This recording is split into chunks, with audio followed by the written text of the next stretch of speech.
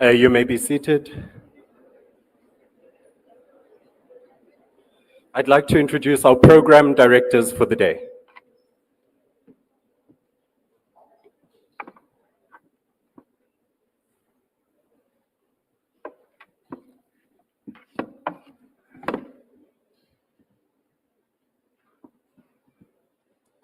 President of the Republic of South Africa, Ndade Cyril Ramaphosa.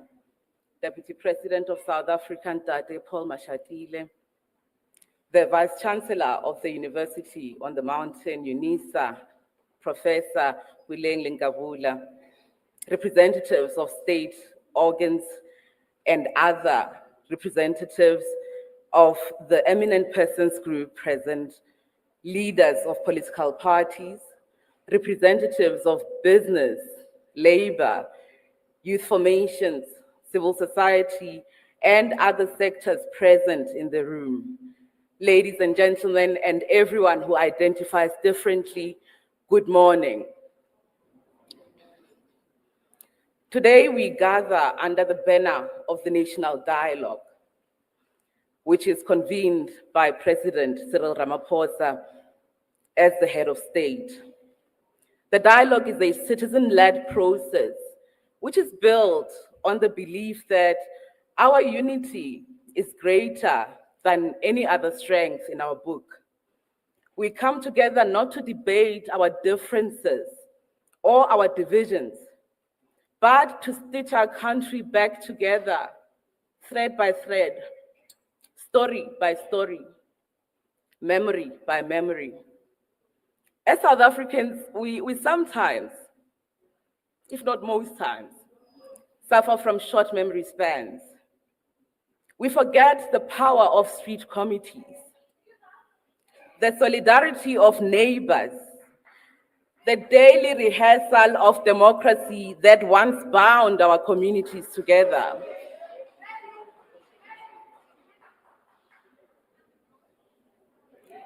As Dr. Nduduzo Makhathini reminds us in music and in life, rehearsal is not repetition. It is preparation for transformation. And today, as part of that ongoing rehearsal,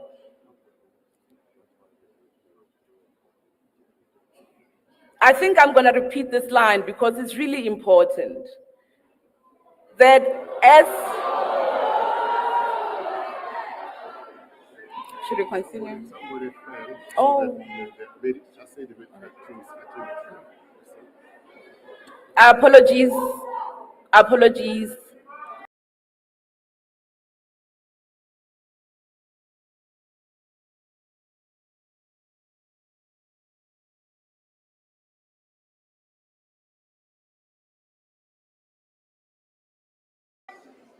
We will take a pause so that the medical emergency may be attended to.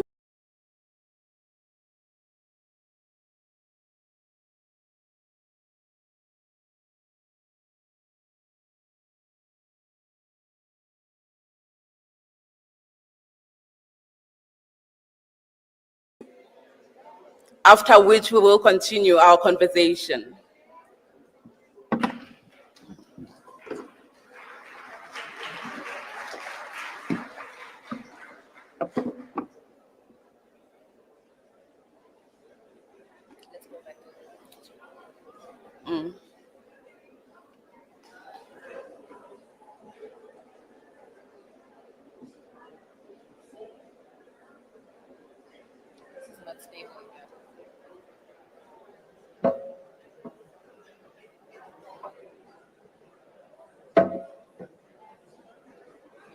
Okay, I think we should just go to the back. We'll come back.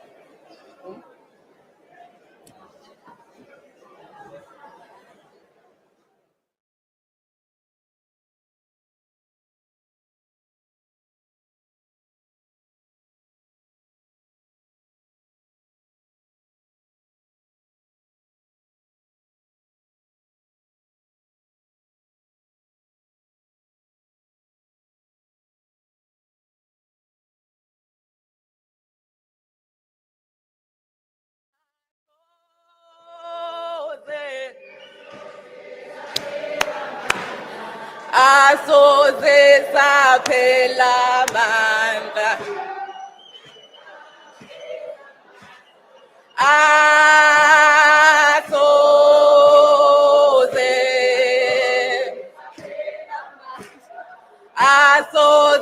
saphela ilizwe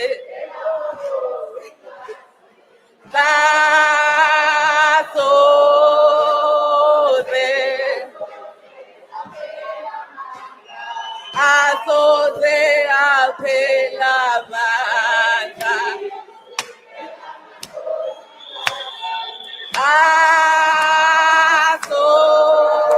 asoze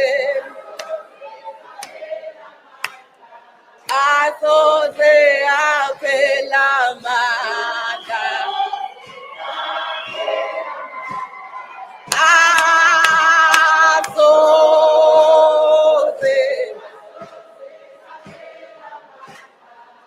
asoze saphela amandla asoze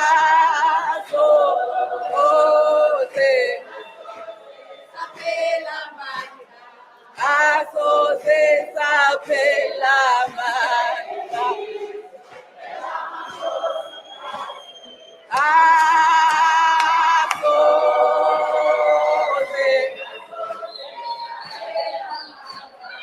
asoze saphela amandla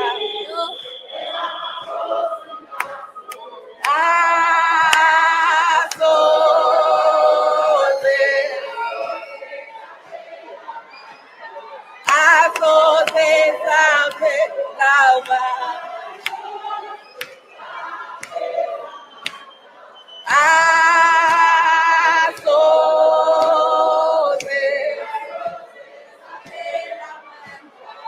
asoze saphela amandla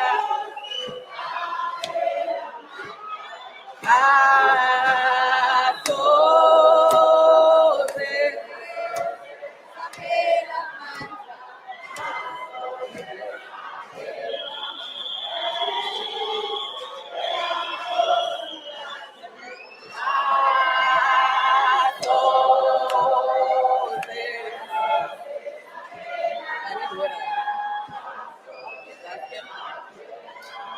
ilizwe la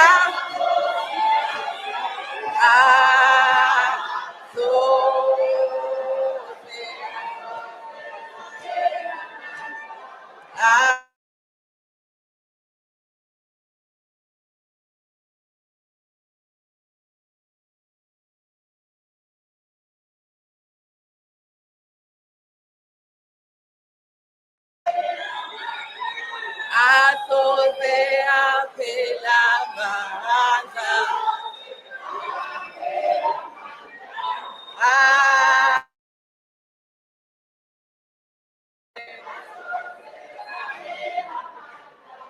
asoze aphela amandla asoze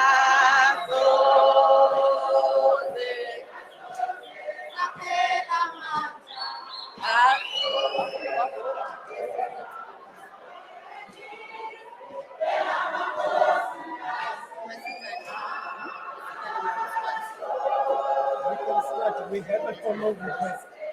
There are some div comrades sitting in the three front seats there. They are asking to see the interpreter because otherwise they can't follow the program. Why can they not see that? Because it's blocked by the podium. Or let's use the other one then. That's, We need both. I need the div comrades to move this way, but they are refusing to move. No, they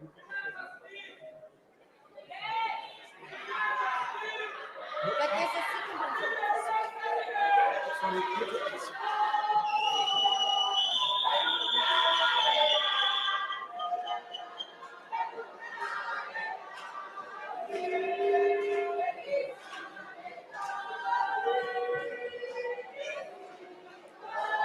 Thula mntana,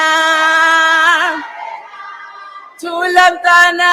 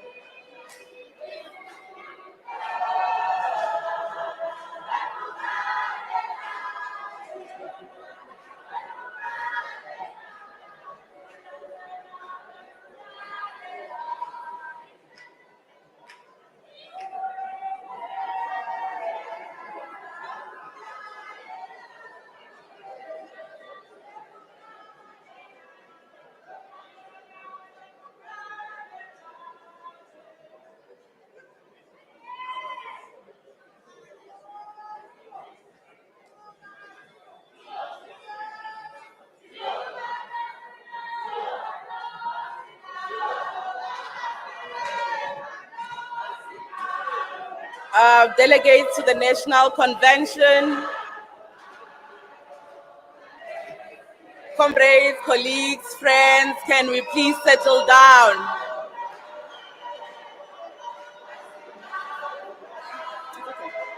You've been given medical attention.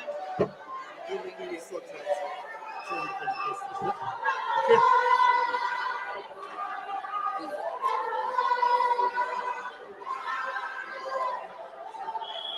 Can we please settle down so that we can get our...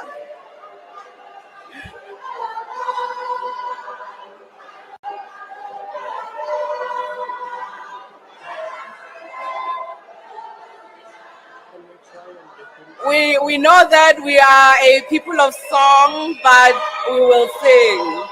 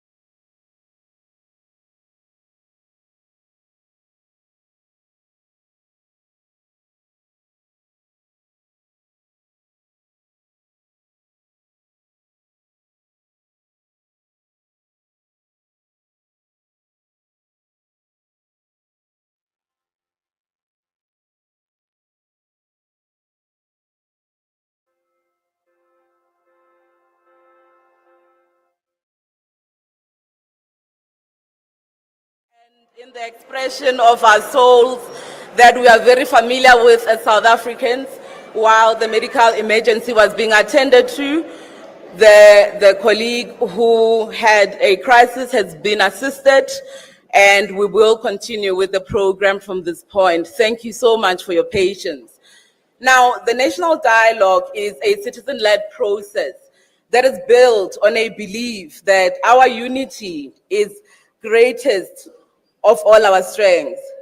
We come together not to debate our divisions and our differences, but to stitch our country, and I will emphasize this again, back together, thread by thread, story by story, memory by memory. As South Africans, we sometimes suffer short memories. We have forgotten the power of street committees, the solidarity of neighbors, and we have forgotten, most importantly, the solidarity and the rehearsals of our democracy that once bound our communities together. As Dr. Nduduzo Makhathini reminds us in music and in life, rehearsal is not repetition. It is, in fact, a preparation for transformation. And today is part of that ongoing rehearsal for the South African public. It's a step towards the future we want, grounded in the wisdom of our shared past. In this dialogue, we will be asking 3 radical and very ambitious questions which are rooted in practical design. And these are: what radical changes are required? The second question that we'll be seeking to answer is: how do we respond rapidly to these urgent challenges? And most importantly, how do we rebuild trust? And how do we heal our nation? Now, mine is to ask and plead that we begin in unity, that we begin in courage and in hope. I am Theto Thakani Nariadi Mahlakwana, and it's my most honor to be in conversation with you this morning, throughout the day, and over tomorrow. And I am not alone. I am joined in this very important task by my co-director of the program, Lerai Rakoditse. Sanibonani South Africa. Ngiyayithanda South Africa. Lento leqedwe kuyenzakalayo yiyona iSouth Africa yami. Yiyona iSouth Africa that I was born free into. So ngicela nje nizishayeleni izandla before we continue. Igama lami nguLerayi. I am a speaker, and of course today I will be co-directing the program with you all. I also would like you all to know that I am part of the Youth 20 in co-chairing a meaningful youth engagement and reforming multilateralism. So I'm actually currently engaged in negotiations and processes similar to the one that we are about to start with right now. Over the next year, ward by ward, sector by sector, we are going to speak, listen, and of course, act. Not just here in this convention hall, but in our schools, in our churches, our sports clubs, factories, community halls, all across this beautiful land of South Africa. This dialogue is yours. It is your voice that matters. And the People's Compact that we will one day sign together will be as strong, as inclusive, and as lasting as the memories and commitments that we create together. Over the next year, this dialogue will move beyond these walls, into our wards, our schools, our workplaces, and even our WhatsApp groups.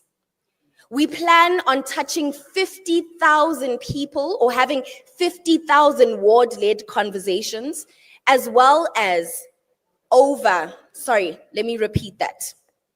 We plan on holding over 13,500 ward-based conversations and over 50,000 conversations that will be taking place on social media, television, radio, and of course, in our homes. The big goal of the national dialogue is for us to touch 10 million South Africans. I'll say that again. We plan on having conversations with 10 million South Africans throughout the process of the national dialogue. This is about turning conversations into community action plans and sector compacts. We are going to be ending with a People's Compact in June 2026. This will be the national agreement between us as citizens, the government, business, labor, as well as civil society on how we plan to move forward together. But for now, please allow me to do a few housekeeping rules. At the beginning of the meeting, we announced the tech platform, the application that we will be using to interact throughout the day.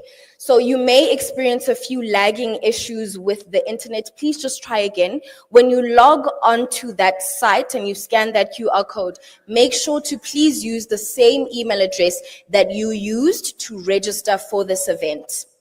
That specific platform is going to assist you in actually participating in today, as we're going to have breakaway conversations and going into particular themes of what we plan to cover throughout the national dialogue. Thank you, Lerayi.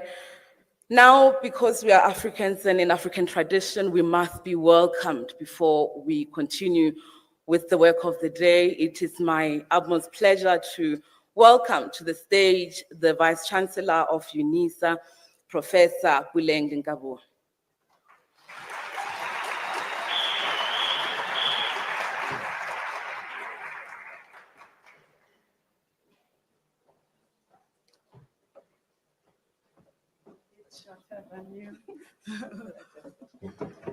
We always put something.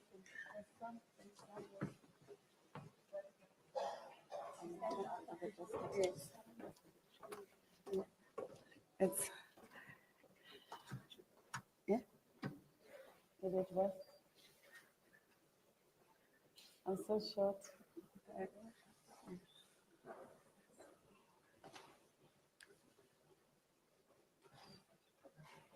Program directors,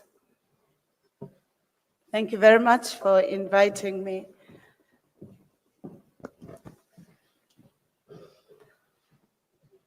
I want to apologize. They say they want to help me because you cannot see me. I'm a little bit challenged and therefore I was still waiting for something to assist me. So I apologize. They think I'm hiding.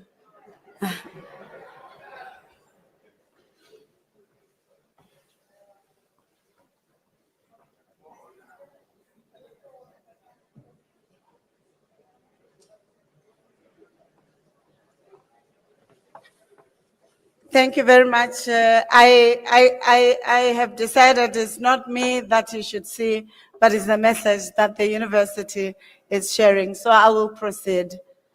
His Excellency President Cyril Ramaphosa, the President of the Republic of South Africa, Deputy President Mr. Paul Mashatile, former President and Deputy Presidents, Mr. Godidiza, the Speaker of the National Assembly, Justice Mandis Maya, Chief Justice of the Constitutional Court, Cabinet Ministers and Deputy Ministers, Members of Parliament, Premiers, Mayors, various public representatives and public sector leaders,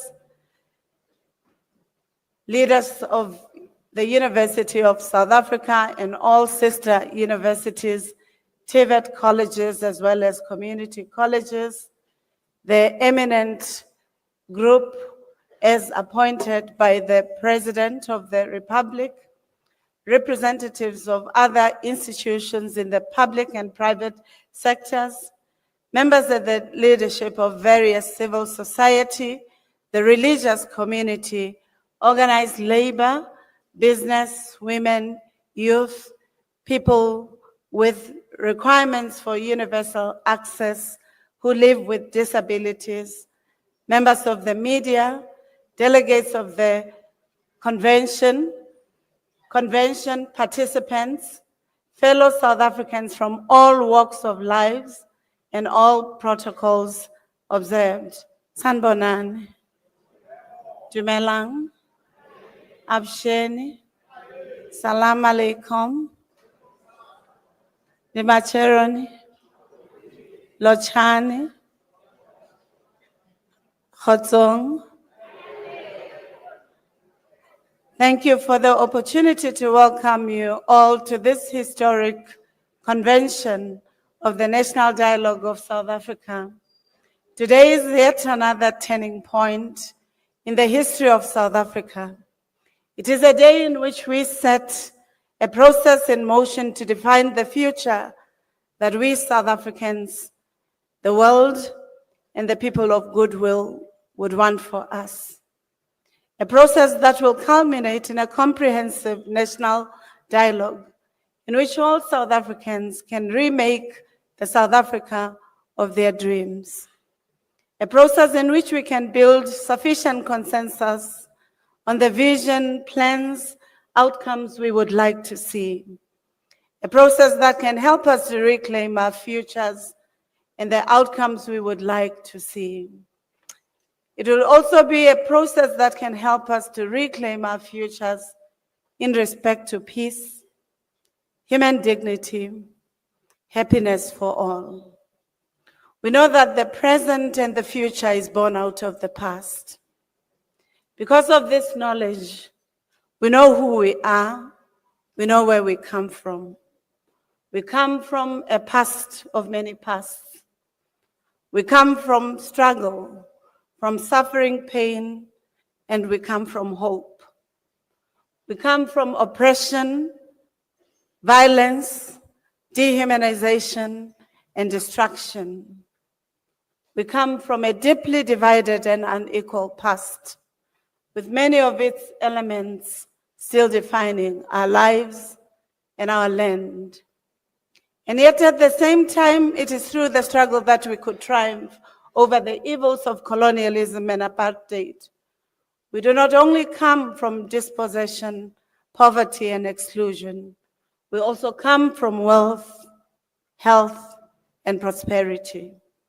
We come from the rich histories and histories and cultures that make us one of the strongest and proudest nations in the world. We are the people of great imaginations, discoveries and innovations in almost all facets of life, a people of full culture and respect for the natural environment. We also come from the women and the workers who have built this beautiful land over centuries. And as their descendants, we know that their blood, sweat, and pain should mean that we have a stake in the present and the future, and that we dare not fail or cower in the face of adversity and in the setbacks. No matter how insurmountable the setbacks of the day may seem, we must march on. We also come from spiritualism and believe that humanizes, affirms, and protects. It is a belief and the value system that says all life is of equal worth and everyone deserves a place in the sun. I'd like to repeat, all life is of equal worth and everyone deserves the place in the sun. That is who we are, a people of many pasts, a people of many shades, united in our diversity. A people in a place of many ebbs and flows, twists and turns in our continuous search for the greater freedom. Today we are confronting a reality of national hopelessness, restlessness, and stagnation, including the real declines in the many important indicators of human development. In the land of plenty and boundless talent, we should be able to arrest the dangerous national situation.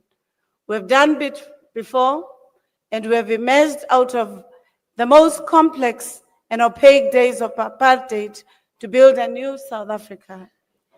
This national dialogue process, which begins today, gives us a grand opportunity to find our true north again. I hope we take this opportunity to reclaim the great South African promise, a better equality of life for all, a governance system that works for all, a social coexistence that ensures that every South African can reach their full potential as human beings, agents of change, and masters of their own destinies. As the University of South Africa, we're truly honored and excited to be chosen as the seat of the first national convention that seeks to rebuild, reconnect, and reclaim the South African promise. In a true African spirit of Ubuntu, we believe that talking begins from the I. In order to talk, listen, and understand the next person, both friend and foe, you have to see them first. They must exist, and you must exist. And in this instance, the I is not the literal I. It is the heart and the imagination of what it means to being human together.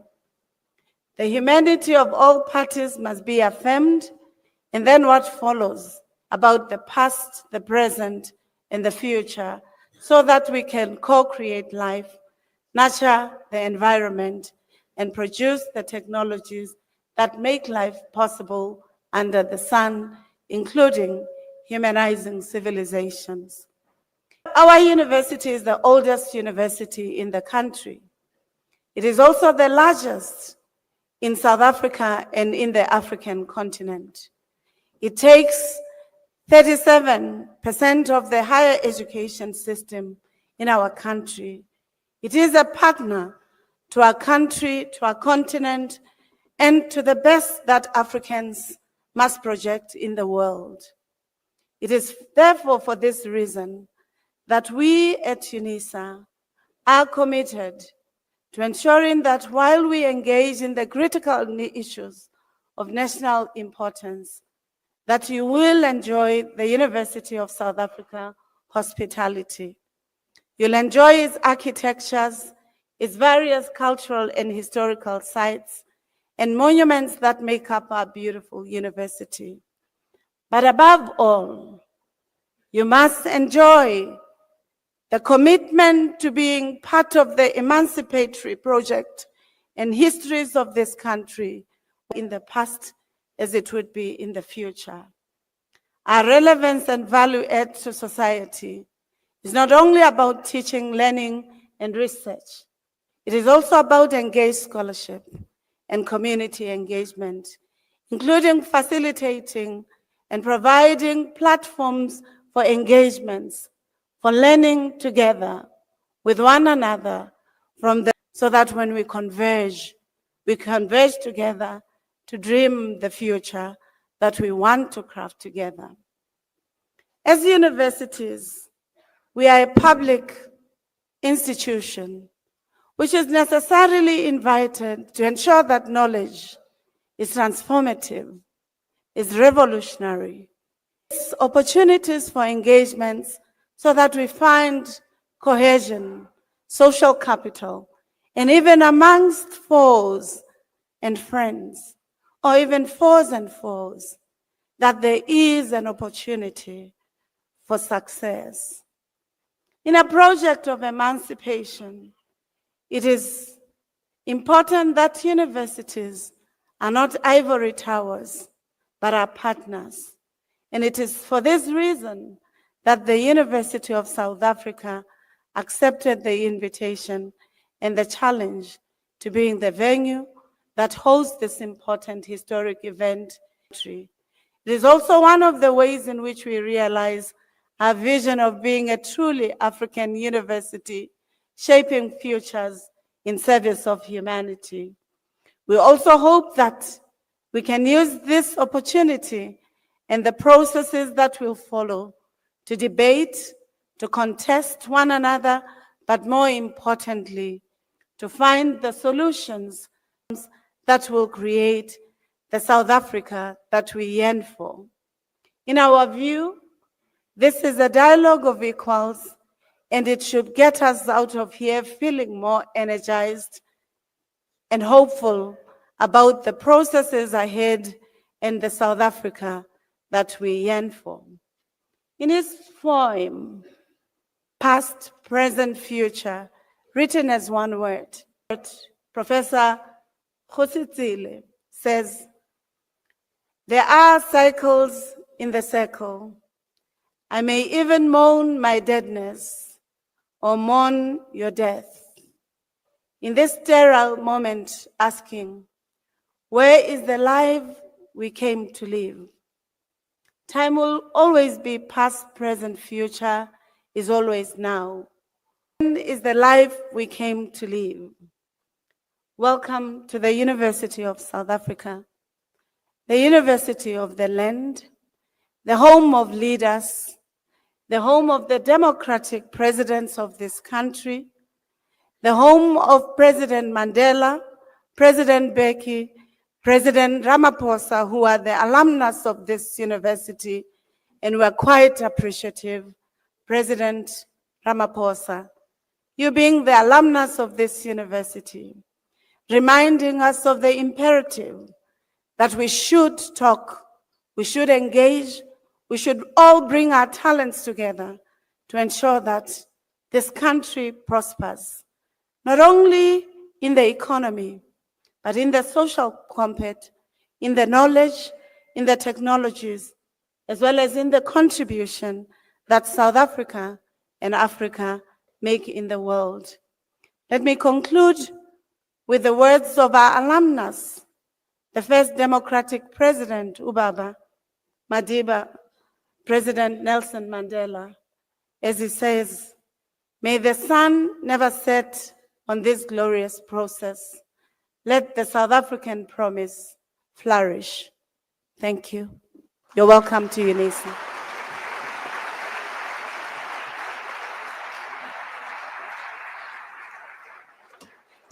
A louder round of applause. The University on the Mountain, I imagine, is one that can claim all of us as its products at one point or the other.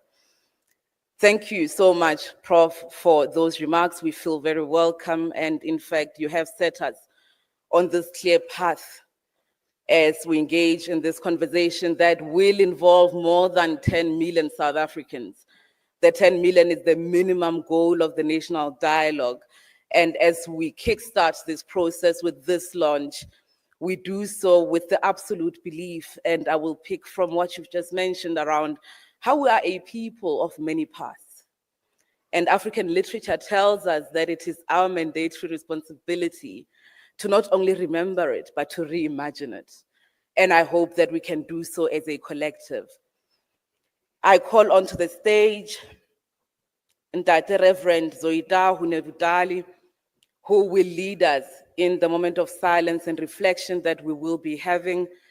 We also just want to put you at ease and update you that the colleague who had a medical emergency is being taken care of and being treated, and they are being taken care of. Thank you.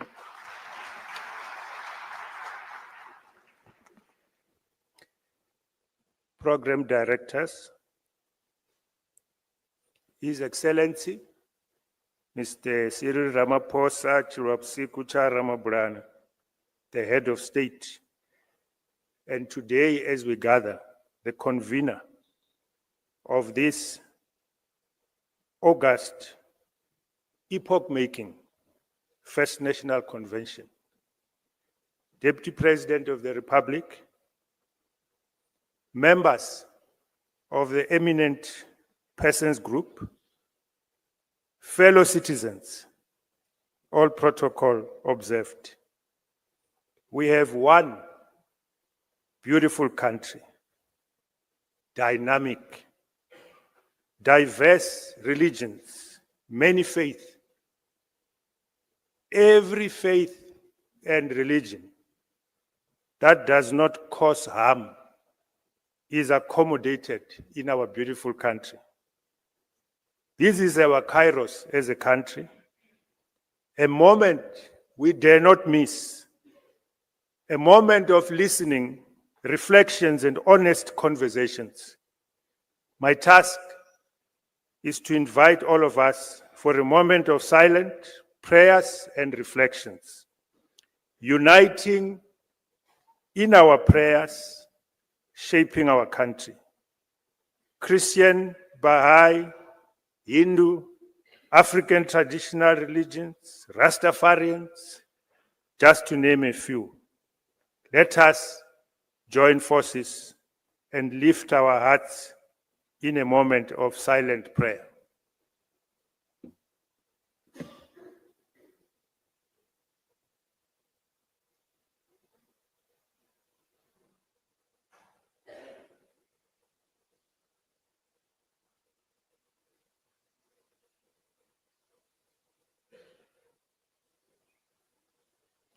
Thank you.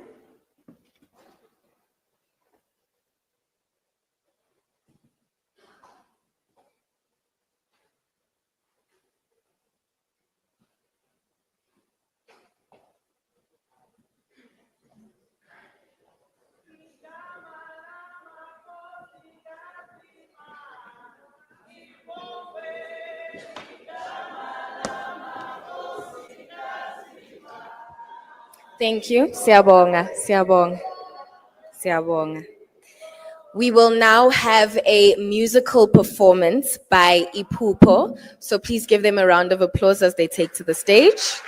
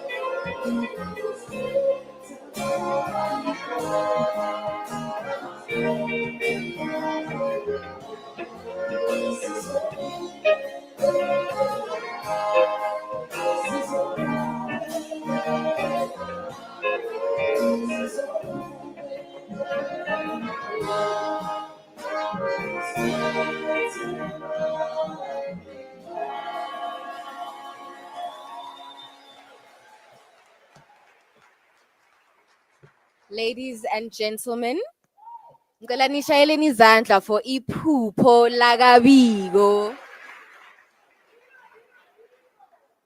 Oh, ngaze ngaba mude. Okay, so just to update you on our program, we are now going to be going into our first panel for the day. Thank you. We will now be going into our first panel for the day, a short panel, followed by the speech by the head of state, President Cyril Ramaphosa. And after that, we will then take a short break for, I'll get back to you on how long that break will be, and then we will come back into the room for the second part of the day.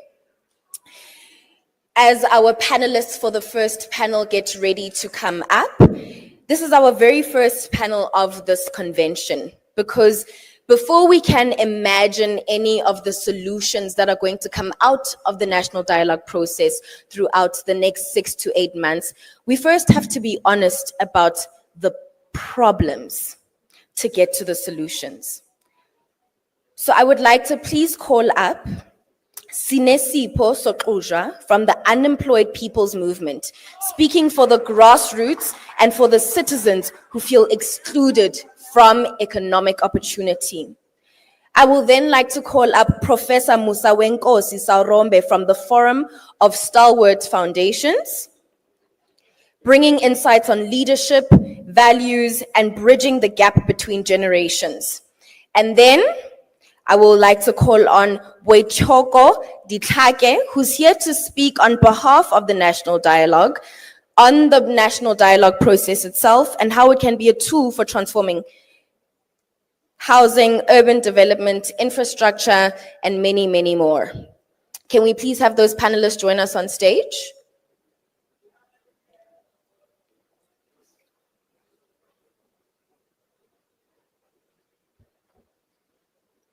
In this conversation, we are going to explore what is at stake, why now is the moment, and how a citizen-led process can move us from identifying the problems and building solutions all together.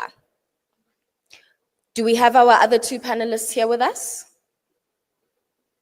Boichoko, as well as Prof. Musawenkosi. Thank you.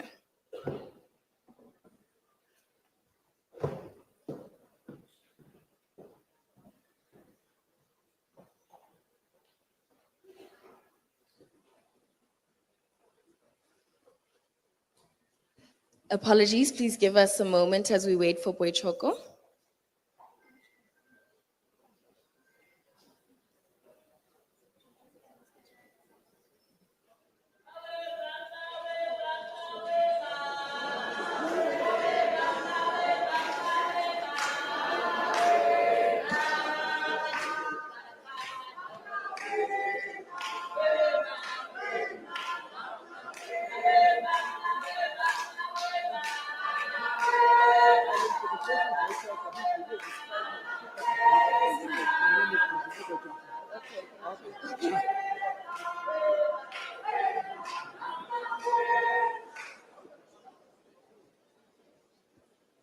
I'd like all of the panelists to please do a quick, short introduction of yourself and the organization with which you represent and why you're here today.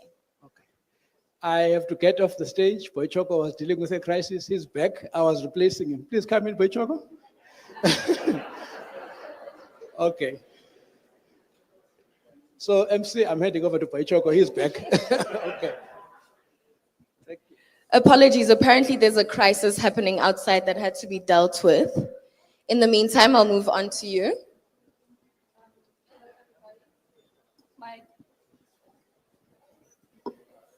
Hello, everybody. My name is Sinesipho Soxudlwa. I am from the Unemployed People's Movement in Makhanda. We are here today as the voice of the unemployed, especially young, Black, working class women in townships and rural areas. Thank you.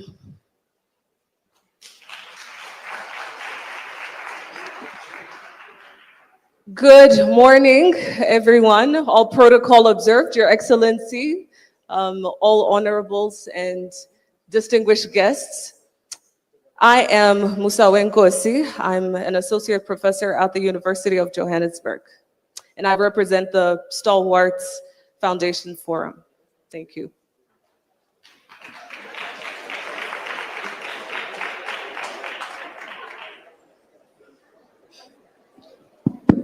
Oh, that's it.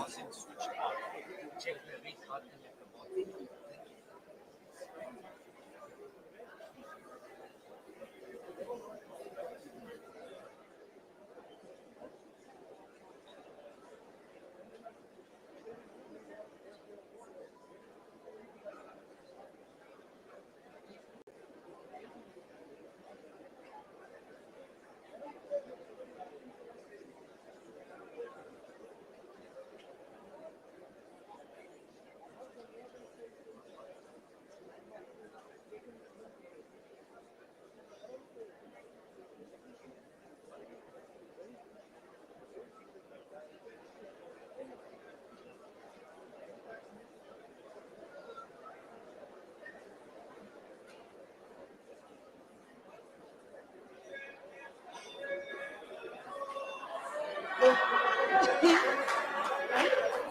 don't know. He's saying that his people are not represented in the dialogue.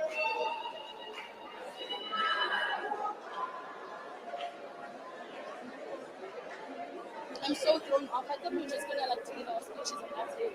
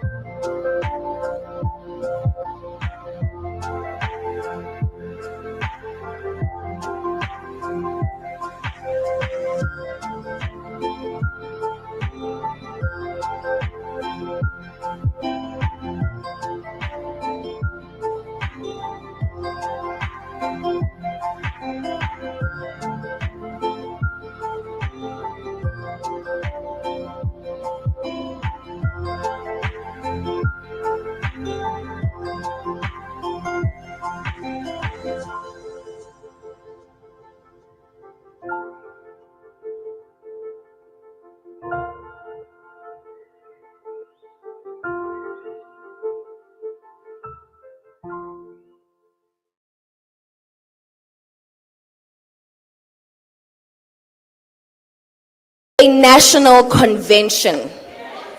Today is the opening and the launch of the national dialogue. Today is not the national dialogue. Convention, Nyazi World Cup. The World Cup has football games happening across the country. The opening match happens in one place. We are at the opening match.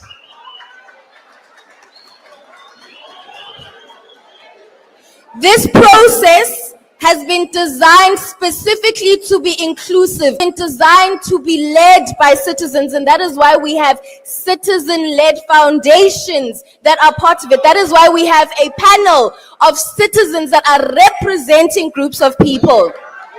We do not intend on excluding any groups of people. However, there is only so much space in this room, and we have made accommodations for an overflow room. So those who are outside and wish to come in, can we please do so? You would like to be in the room, we have an overflow room, but can we please not disrupt today? Ngicela ukuthi nje singaxani tu.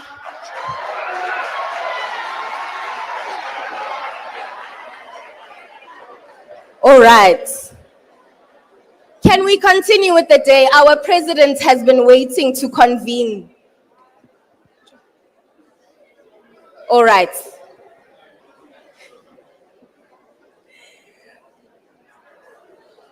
Ladies and gentlemen, may we please settle down in the room? Okay. I think, Sinesipo, I'd like to start with you, please.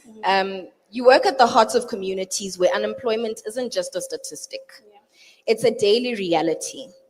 From what you're hearing around, what are people saying that they need most urgently from our democracy today?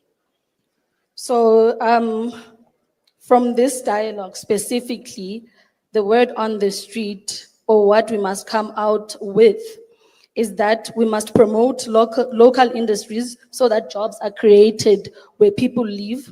We must oblige the private sector to invest in communities instead of extracting from them and not giving back.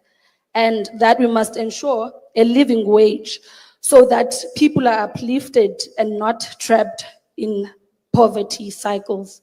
So that's the energy on the ground. Okay, and so in terms of speaking about solutions to this, is there anything that you guys have discussed so far? Not really, no. Okay, all right. I'll just move on to Sir, Mr. Boichoko. We've had a bit of a morning. Let's first, I think you were meant to go at the end of the panel, but I think to clarify the process of the national dialogue and what convention, can you please give us a bit of insight into that? Okay, thanks very much and good morning. At the very heart of where and why we are here is for our ability as South Africans, firstly to acknowledge that we have challenges as a country. It is the first opportunity since the dawn of our democracy. We need to find a way in which we can be able to talk to each other, because the solutions are many, varied, and some deep. And it is only through us talking as South Africans that we will be in a position to find the common tomorrow. This convention is precisely designed to kickstart a process for all of us as South Africans to find a way in which we solutions. It is intended as a kickstart. We didn't come here to debate the substantive issues. We are here to set the framework and the pathway in which we are going to engage with each other. We are here representing our communities, our constituencies, both sectorally and provincially, so that we all understand how we are going to engage communities. If we agree that at the very most, we'll have to engage more than 10 million South Africans to find a way in which how they think and understand their challenges and what possible solution could be. That is the purpose of this. And those discussions, let us reserve them for the communities from the ward level right up to the national level. And because as a purpose and strategic intent of this process is to explore these issues. And we will come back after several months of engagement and dialogue with ourselves as community. And then we'll come back and report back to this August forum what we have found and what we believe are the recommendations from South Africans across the length and breadth of the Republic of what needs to happen. That is the essence and the context of this convention. Let us set the rules of the game.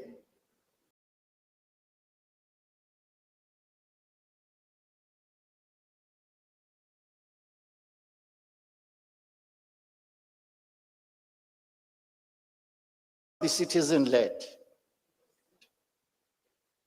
And that's why we are here.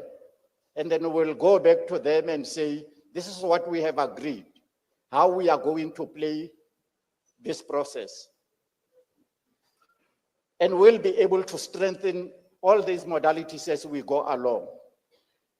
And I'm sure that we are ready, we understood that purpose, that nobody else will solve South African problems except ourselves.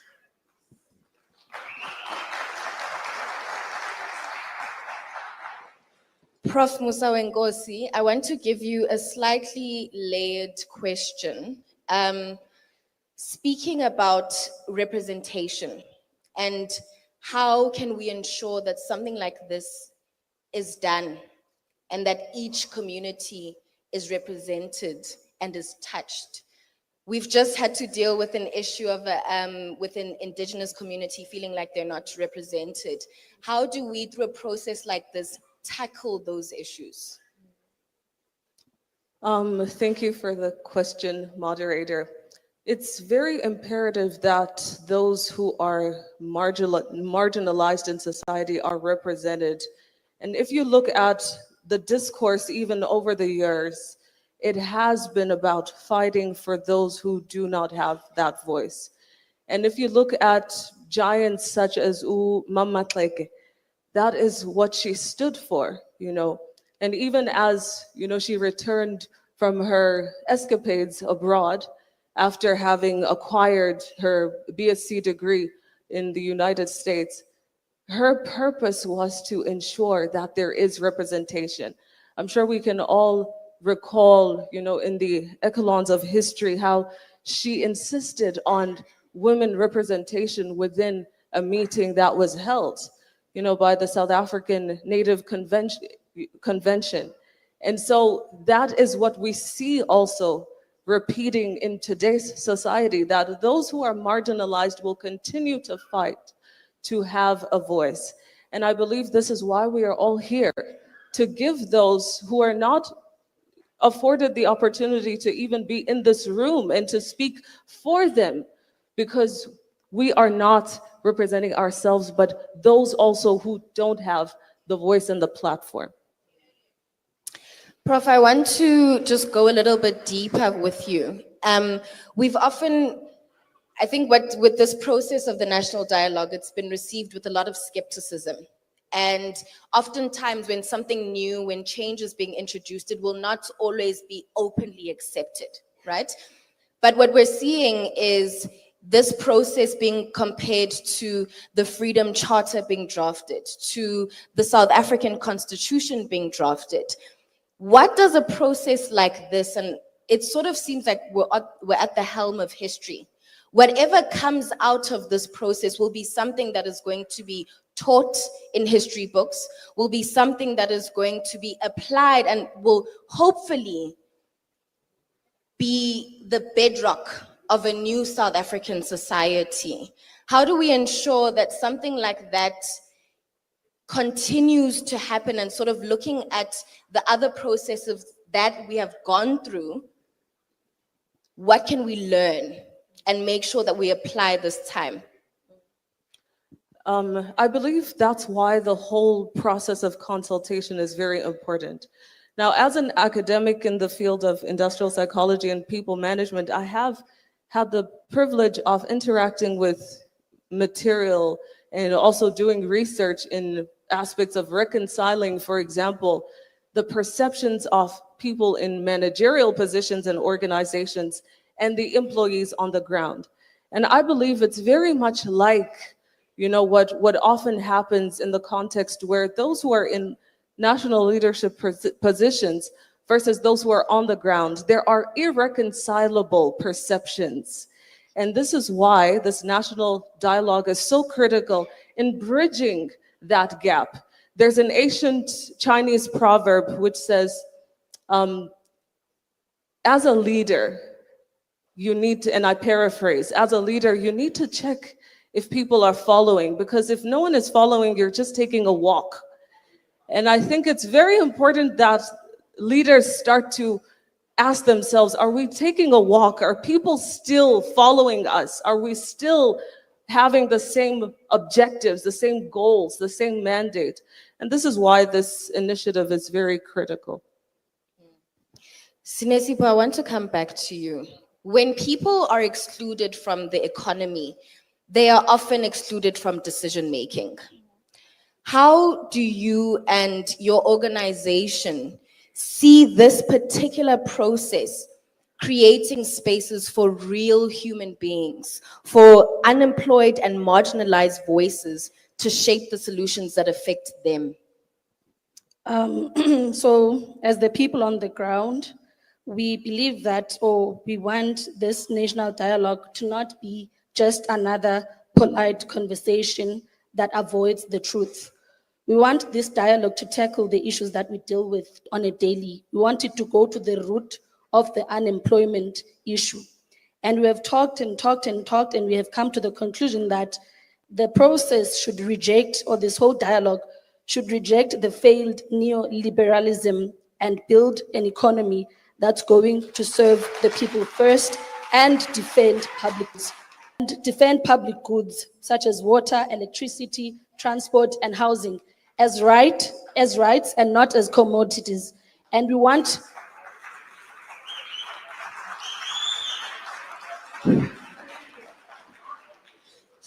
and out of this dialogue, we want to end austerity because it starves our people.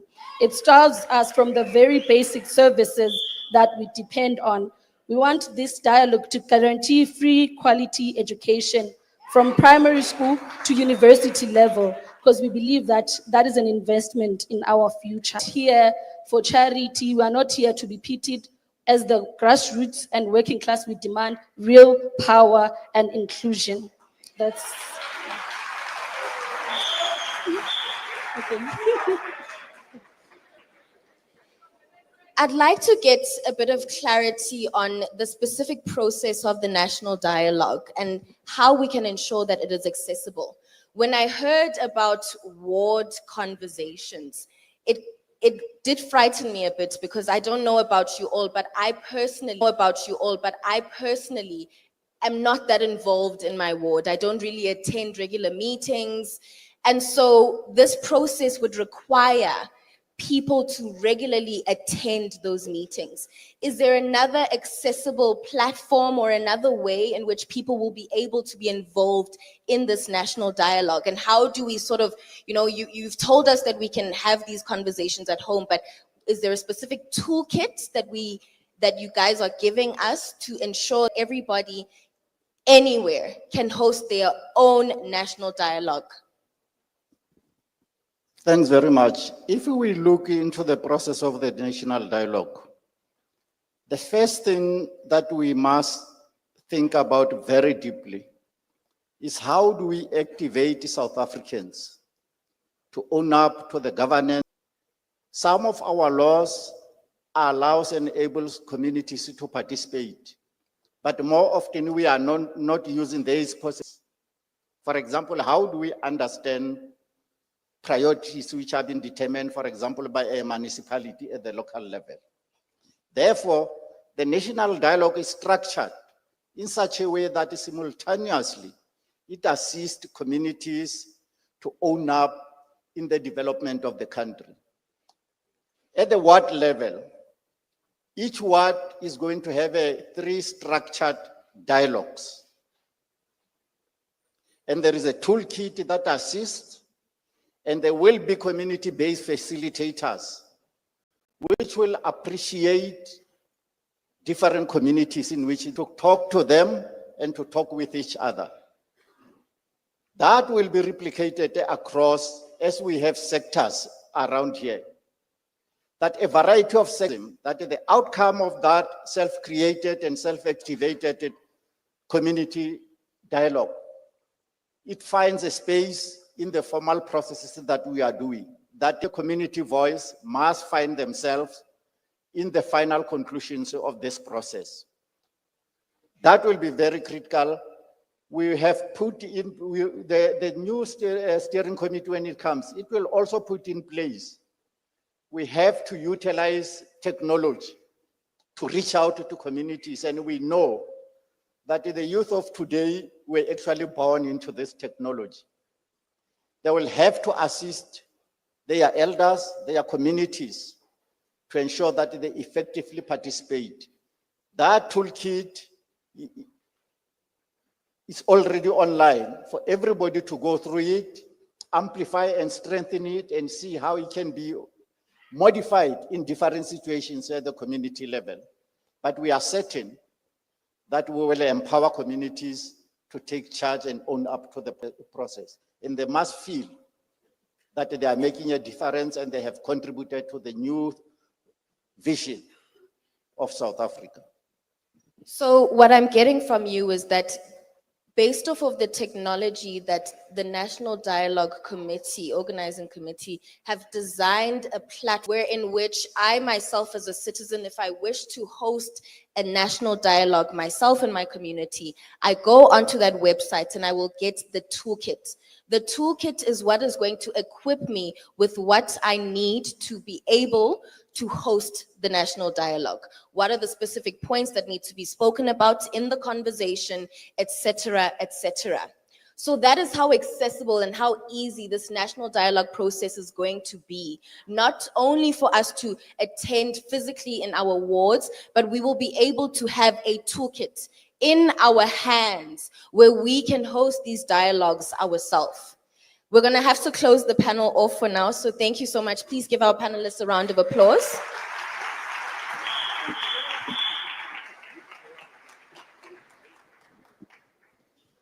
I'd like to call up Iphupho Lagabigo as we set up the stage. Okay.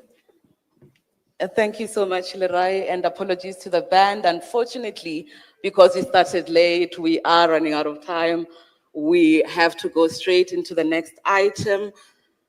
Comrades, colleagues, friends, everyone else who identifies otherwise, we are now going to hear more from the Eminent Persons Group. Apologies, there are many changes because we are moving in quite a fast pace. We will be welcoming onto the stage the president of the country at this hour. However, before he rises, Mr. President, I hope you heard that call that was made in that panel. A question was asked that every now and then there be a pause among our leaders to look behind and see who is following.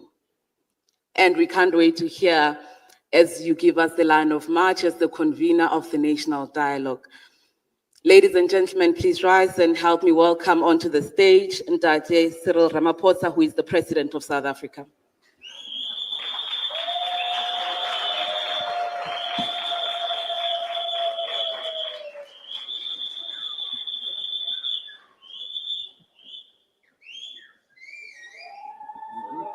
So long. Good.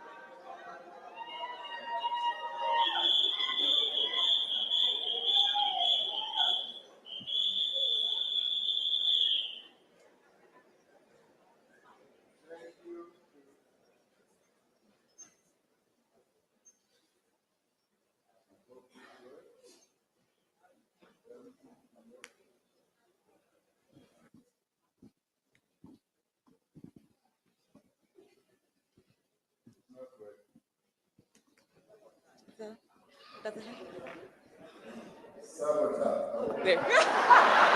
Not today.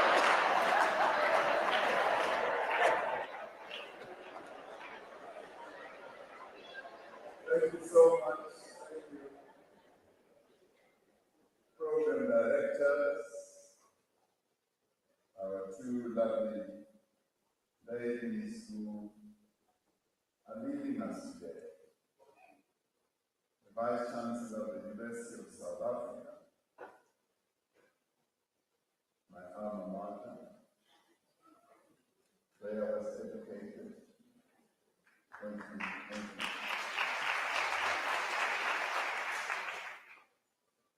Members of the Eminent Persons Group, and specifically the co-chairs, Professor Iniko Maruleke and Mr. Ruth Mayer, and all the other EPG members, whose names I would want to outline towards the end of my meeting. Distinguished guests, I also want to greet the Speaker of our National Assembly, Joko Didiza. I heard word that the Chief Justice, Manisa Maya, might be here, and I greet her. She is here. I greet ministers, deputy ministers. I'd like to greet members of parliament, representatives and leaders of civil society, traditional leaders who are here amongst us, faith-based organizations, leaders, and I welcome back to those who are here within us, who are eminent leaders of various faith-based organizations, business and labor leaders, youth and women's movement, leaders and representatives of political parties, esteemed guests, and most importantly, my fellow South Africans. I'd like to welcome you all to this historic gathering. I have called this first national convention in my capacity as your president, as the head of state. I do so in line with Section 83 of the Constitution of the Republic of South Africa.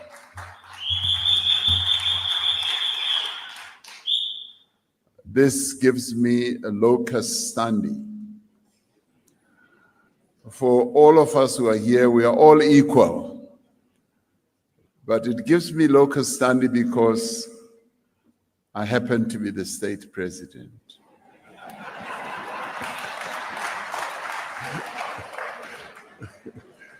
So Section 83 of our Constitution requires that the president, as the head of state and the head of the national executive, should promote the unity of the nation and that which will advance the Republic of South Africa and its people. This is what brings me here. And this is why I invited all of you to be here and to be part of this dialogue. So it is with that authority, if anyone were to ask you.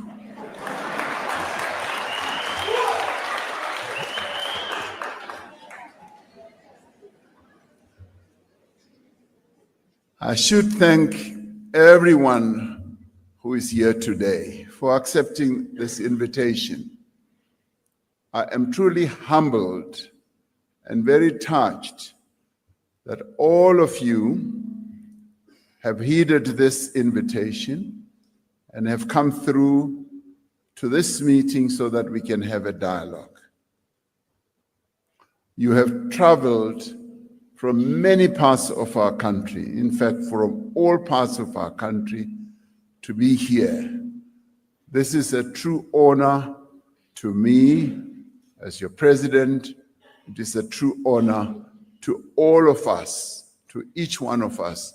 We should feel honored. Today marks the first sitting of the National Convention of the National Dialogue, a space where we confront our realities openly, respectfully and constructively. This is not a partisan platform. This is a national platform. Here, no voice is too small. No perspective is too inconvenient to be heard.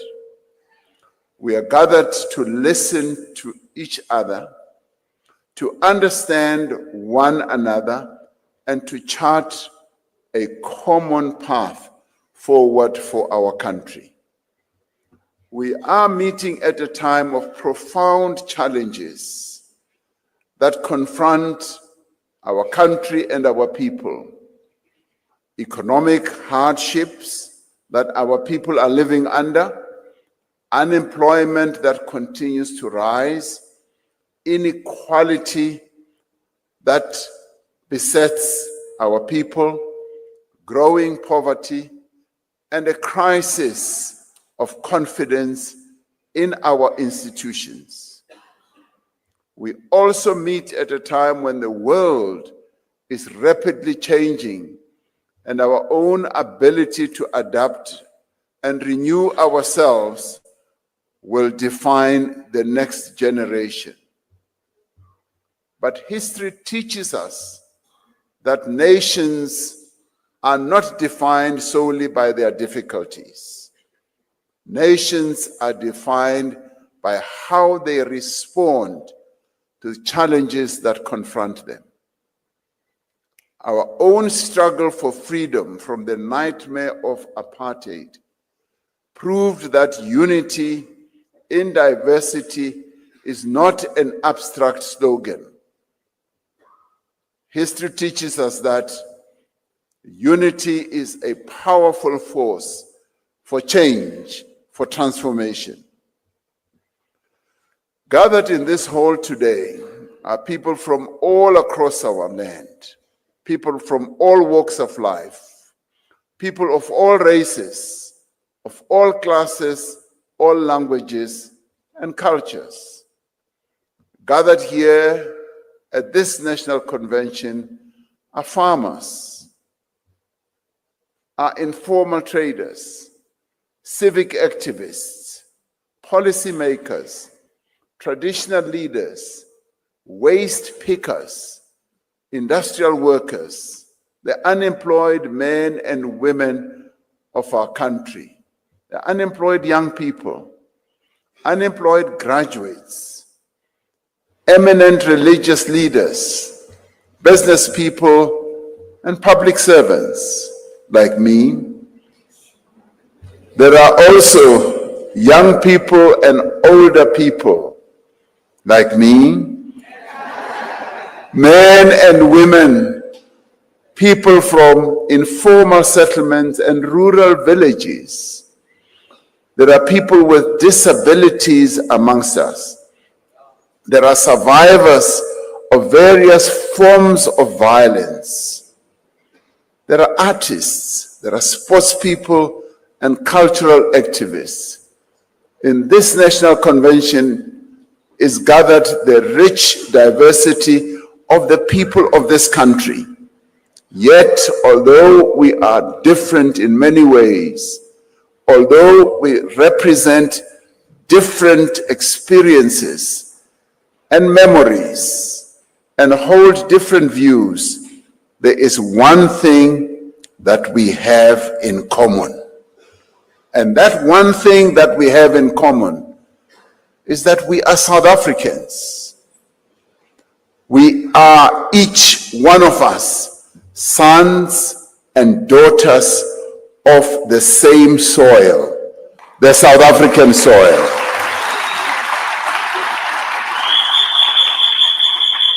Whether people like it or not, we are sons and daughters of the soil, of Mzansi. This is where we come from.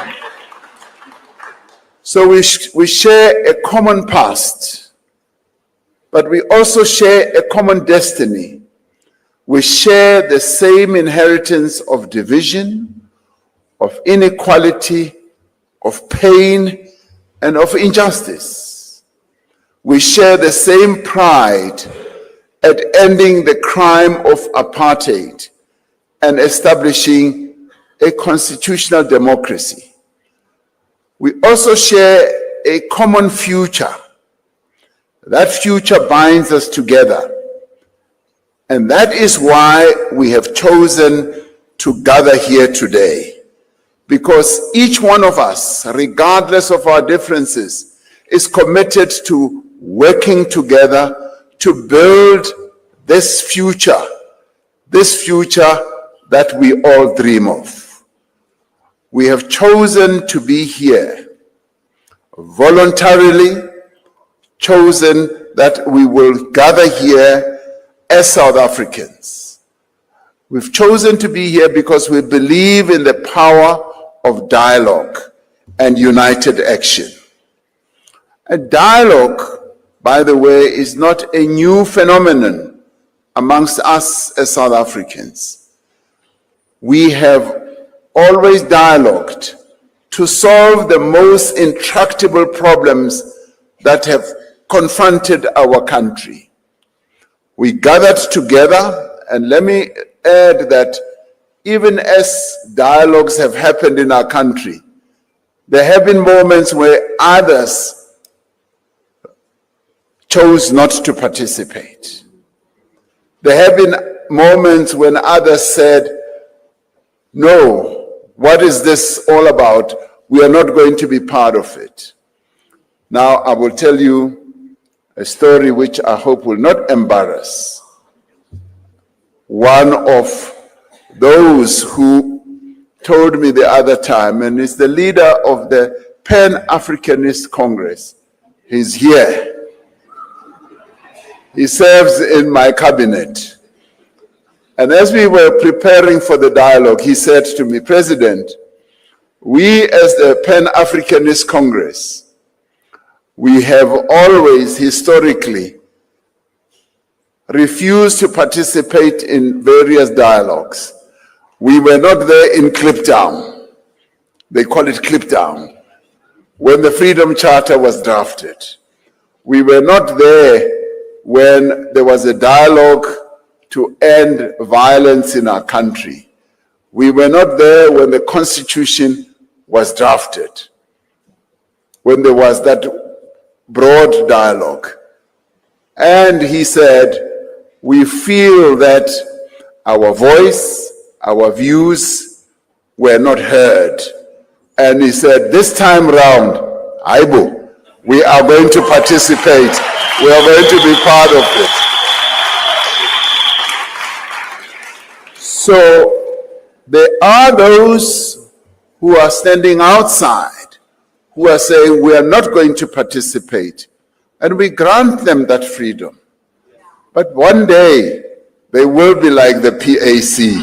They will realize that they should have been part of the dialogue.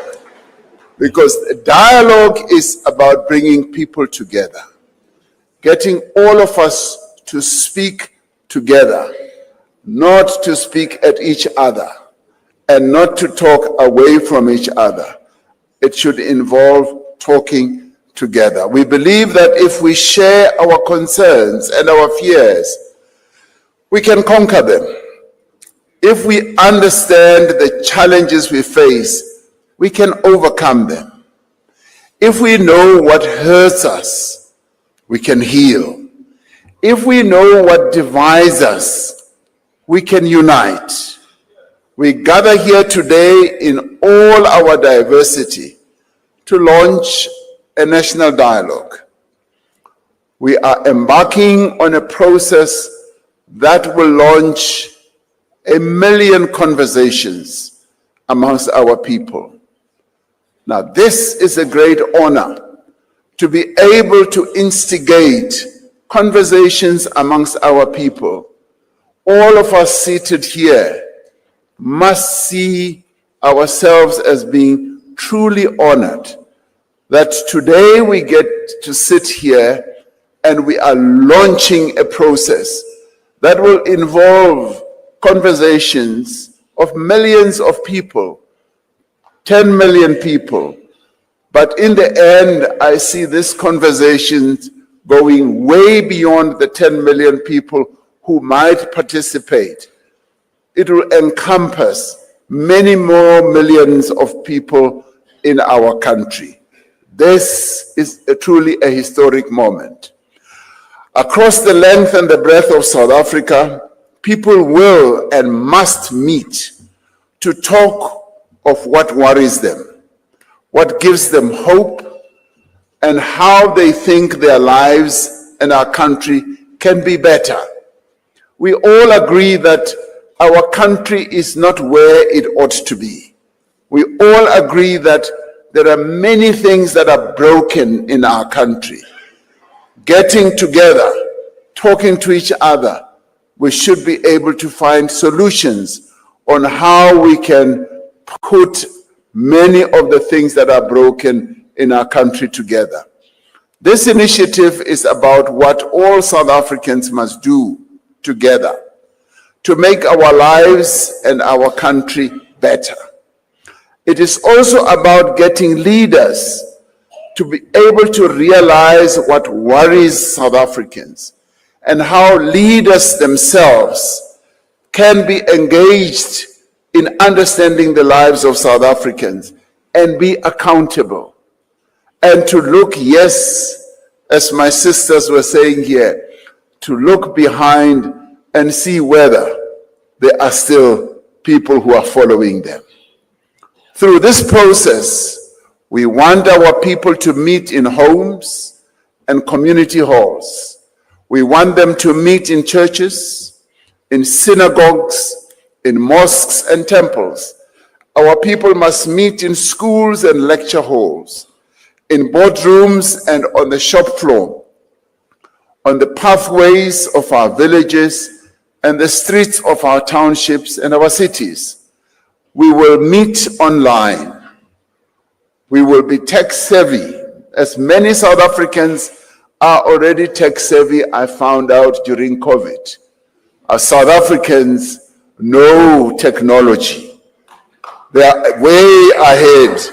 They know technology. When we started distributing the 350, I tell you, it was through technology that they were able to immediately snap it. Even though they say, hi, Ramaphosa, Otanda, Mahlalela. They did it through technology. So we will meet online. We will call into radio stations. We will debate on television. Yes, there will be many television shows. We will share our views and make our suggestions without hesitation. And we will be direct and honest. And we will need to have difficult conversations about many issues, including why do South African women have to live in fear of the men of our country?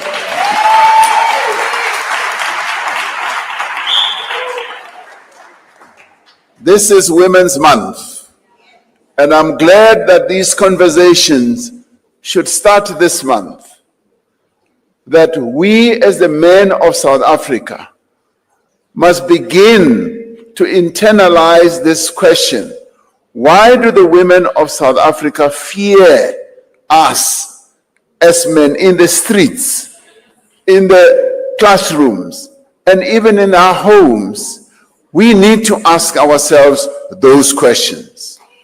We also need to ask ourselves, Why do so many people live in abject poverty and so few live lives of opulence?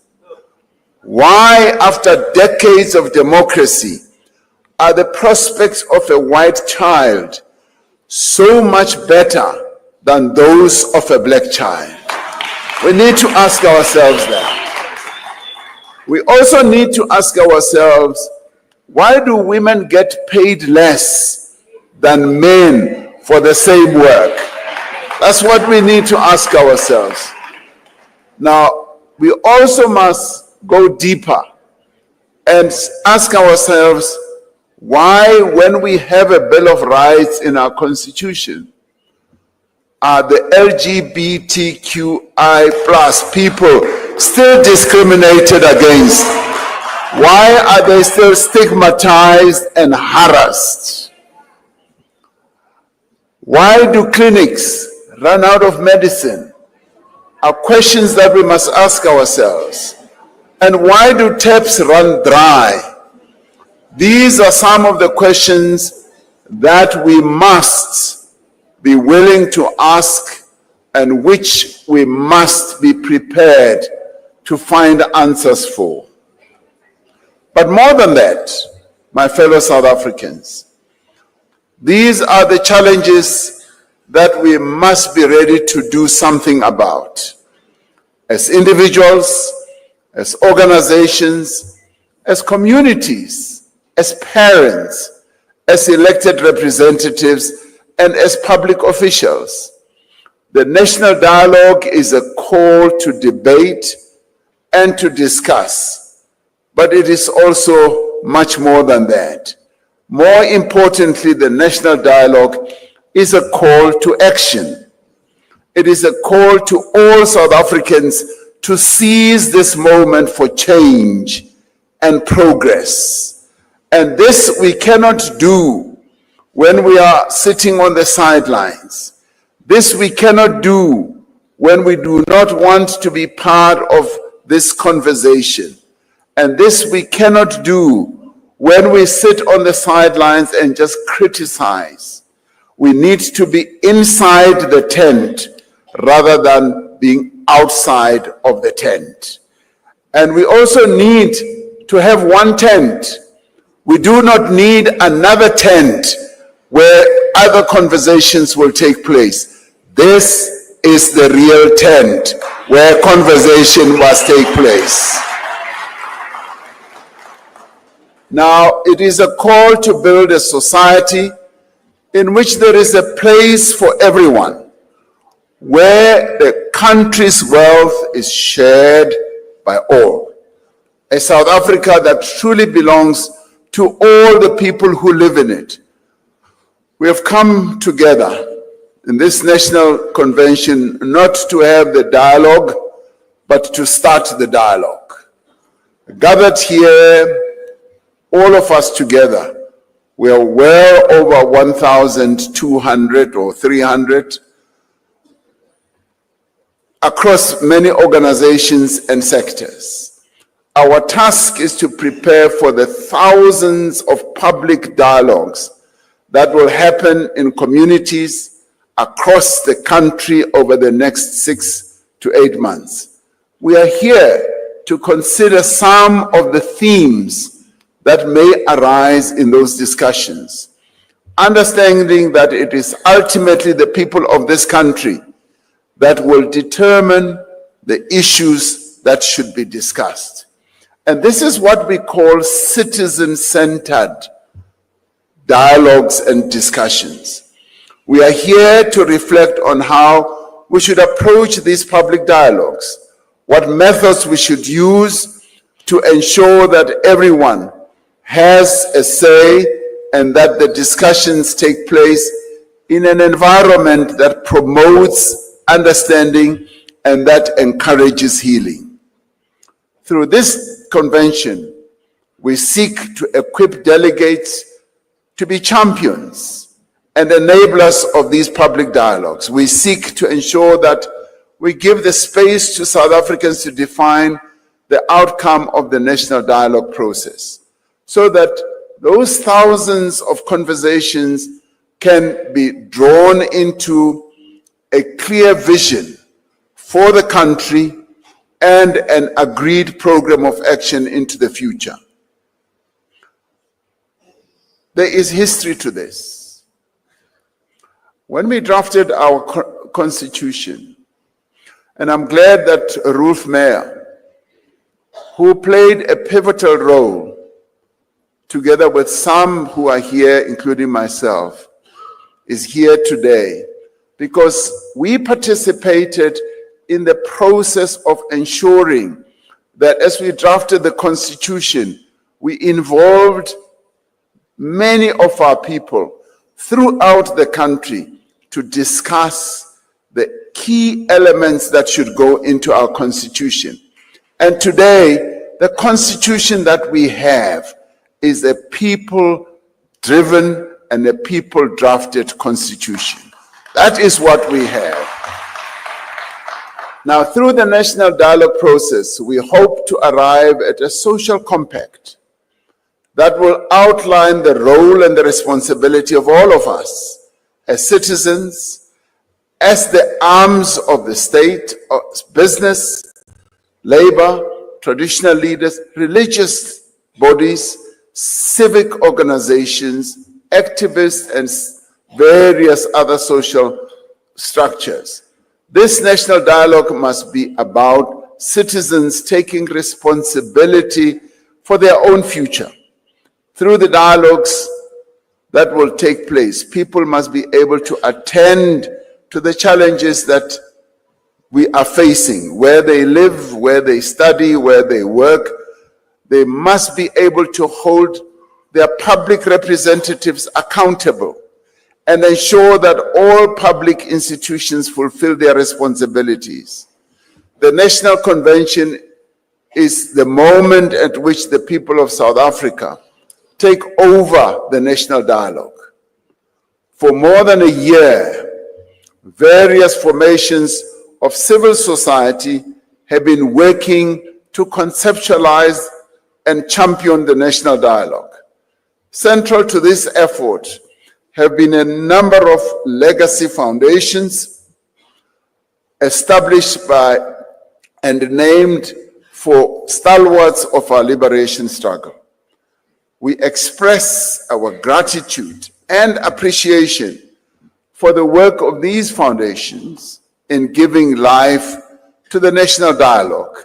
And let's give them a round of applause for having done all this work.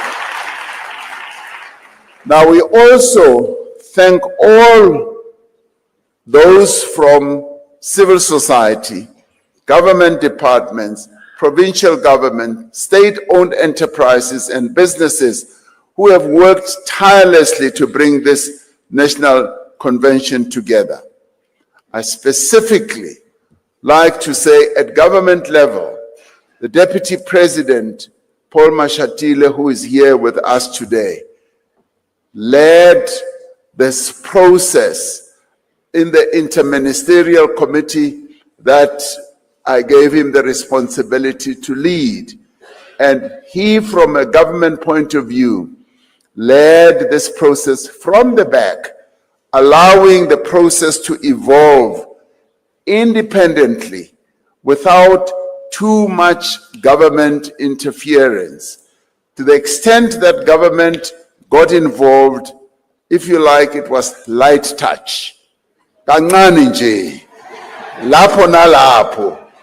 It was never led by the government. It was just mbijana, lapho nalapho kuphela. That's how it worked. Because we held the belief that this must be citizen-led. And today we are pleased that we are going to elect or choose a steering committee, which will be a citizen-composed steering committee. And to the extent that, yes, we will be involved, it will just be to give it that little bit of support, logistical support, financial support. And let me talk about the finances, because there was this concern that this dialogue is going to cost 740 million rand. As soon as I saw the number, I said, I shall not allow the taxpayers' money that amounts to 740 million rand to be utilized. We can have this dialogue much cheaper, much lower costs must be the order of the day. That is what we did. And you know what? We were very fortunate. The University of South Africa, the Vice Chancellor, the good professor, immediately said, you know what, to cut off all those costs, we'll give you this beautiful venue for free. And now we got it for free. Now, that is exactly what we are going to seek to do. We will be going around the country. We will desist from hiring halls, expensive halls in hotels, and so on. We will want to hold the various dialogues in schools. We will hold it in churches, not in beer halls, no. And we will hold them under the tree and all that. So that is how we are going to bring the cost down, because the people of South Africa do not want us to be spending too much money on the conversations that we are going to have. So we are extremely grateful to the Vice Chancellor and the leadership and staff of the UNISA for hosting this national convention and providing the facilities and the services that they've made possible. I wish to thank the members of the Eminent Persons Group, all of whom graciously and enthusiastically accepted my invitation to serve as the champions and guarantors of the national dialogue. These esteemed South Africans are Dr. Brigelia Bam, former Independent Electoral Commission chairperson, who accepted this role. Mr. Robbie Brozen, entrepreneur and business person. Judge Edwin Cameroon. I think we'll applaud them all together when I finish. Otherwise, you're going to be very tired. Judge Edwin Cameroon, former Constitutional Court judge. Mr. Mani Dipicho, former Northern Cape Premier. Dr. Desiree Ellis, Banyana coach and football legend. I knew you wanted to applaud her. Ms. Ella Gandhi, peace activist and stalwart. Ms. Nomboniso Gasa, researcher and rural activist. Mr. Bobby Gotzel, a business leader, particularly in the mining industry. Dr. John Kani, award-winning actor. I knew you would applaud that. But he's not going to act on stage today. Mr. Siya Kolisi, Springbok captain and world champion. Miss Mia Leroux, Miss South Africa 2024.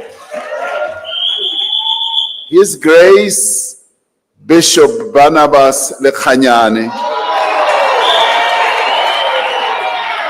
leader of the Zion Christian Church. And His Grace Bishop Enganas Lekhanyane, leader of the St. Enganas Zion Christian Church. The Most Reverend Thabo Makgoba. How can the Most Reverend, I missed something, because Leana ke Bishop, ke Archbishop. The Most Reverend Archbishop Thabo Makgoba, yes, Anglican Archbishop of Cape Town. Professor Tinyiko Maluleke, who is the chairperson of the National Planning Commission, Dr. Barbara Masekela, Os Barbara, poet, educator, and stalwart. Ms. Lindiwe Mazibuko, former member of parliament. When she was in parliament, she used to give me a lot of trouble.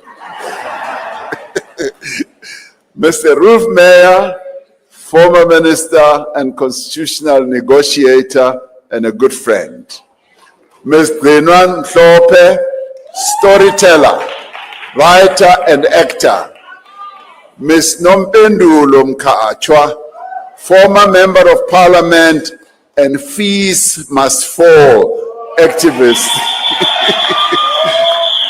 Ms. Khutazo Monjane, Grand Slam tennis champion. Professor Harry Rangwedzi Nengwekuru, former activist and educationist. Mr. Begin Chalinchali, unionist and former COSATU General Secretary. Hosi Filia Mwamitwa, traditional leader, Hosi Amin. Hosi Thabo Siathulo, chairperson of the National House of Traditional and Khoisan Leaders. Dr. Gloria Sirobe, business leader. Bishop Sitembile Sipuka, president of the South African Council of Churches. Dr. Imtiaz Suleiman, founder of the Gift of the Givers. Professor Derek Swartz, academic. Ms. Lurato Trok, author and early literacy expert. Mr. Sibusiso Vilani, mountaineer and adventurer, those who go on to the mountains. Mr. Siabulela Kuza, award-winning scientist and entrepreneur, the only South African who has a planet named after him. Now, I took the trouble to read all their names because they are the eminent persons group that I appointed on advice from a number of people, including from the PTT. These are the men and women who are going to be the champions, the guarantors, the wise minds that are going to steer this whole process forward, working together with our steering committee, working together with, yes, a management team that will be put in place, working together with the administrators and the secretariat who are NEDLAC. Now, since their appointment, the EPG, they have provided valuable guidance and support to me and to all those involved in this work. Lastly, I wish to thank all the delegates to this convention and everyone who is following these proceedings around the country. I do thank the EPG because when there was doubt on whether we should proceed with this convention today, they met and gave me counsel and gave everyone counsel who was involved and said to me, President, much as people might think that we are not entirely ready, the invitations have already gone out. Many people have already been invited. If we are to postpone this important national event, it will dampen the occasion. People will be more doubtful, trust will be lost, and they said we best continue with this dialogue.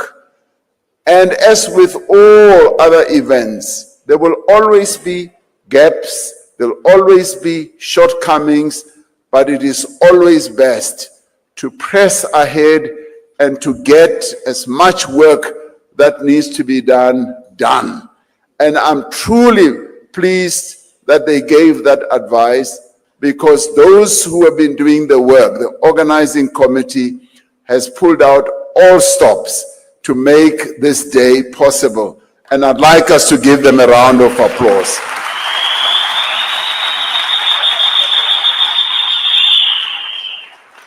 Now, all of you who are here, you have taken upon your shoulders a historic task.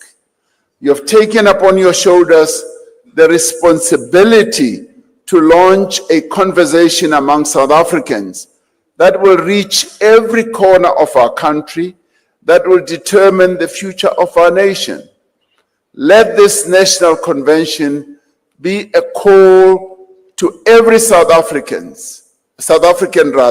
to participate, to be heard, and to be counted.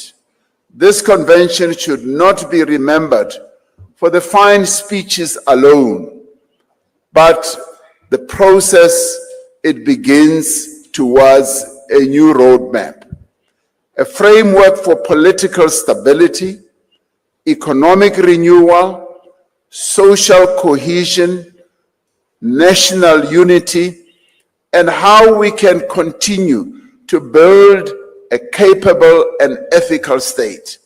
We must aim to emerge from this process with a shared national vision, one that is bold enough to inspire, yet practical enough to be implemented. So let us speak with courage, without any fear. Let us listen with humility, and let us negotiate amongst ourselves with goodwill. Let us be reminded that our disagreements on any issue are small compared to the magnitude of what we can achieve working together. In the words of the Freedom Charter, which says, "The people shall govern," that governance should start here, with a dialogue that belongs to the nation. I declare the first National Convention of the National Dialogue of South Africa officially open.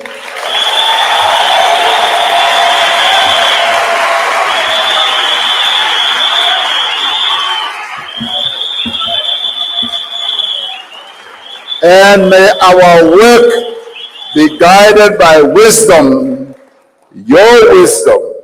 May our work be grounded in truth and be blessed with the spirit of Ubuntu. The spirit of Ubuntu that must guide us for ourselves and for generations to come. Thank you very much for being here.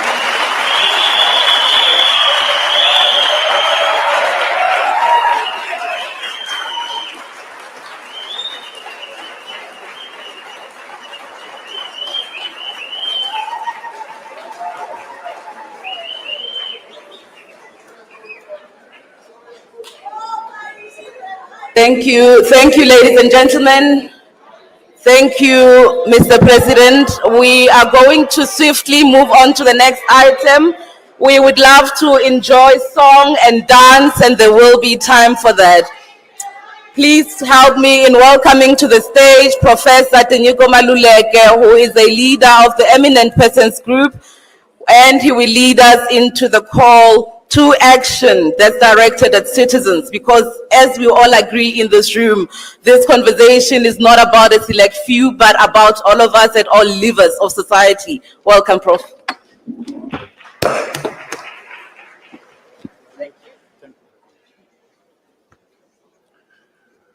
I don't know if it is protocol to speak after the president has spoken.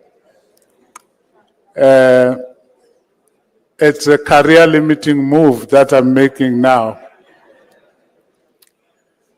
Mr. President, I will not go through the protocol because you have done so very elegantly. It is for me and the Eminent Persons Group a great honor to be part of this great and mammoth journey that you have just laid out for us as a country. Perhaps I have to extend our thanks to my esteemed colleague, Professor Puleng Linkabula, Vice Chancellor and Principal of UNISA, the only university in the country that takes the name of the country, deservedly. Thank you for enabling Professor Linkabula the commencement of one of the most important processes in democratic South Africa. May you convey our thanks also to the chair and the council of the University of South Africa. I know that I speak on behalf of each and every one of the 32 eminent persons which the president has just announced when I say there is nowhere we would rather be in this moment than this place and this occasion that is historic in our beautiful country.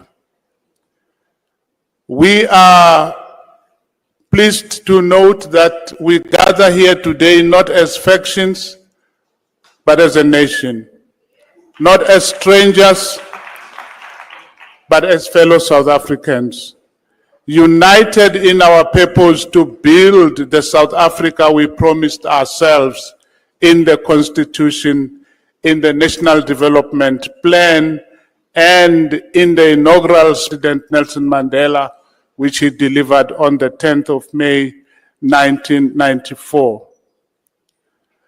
The Eminent Persons Group was appointed by the President as he announced.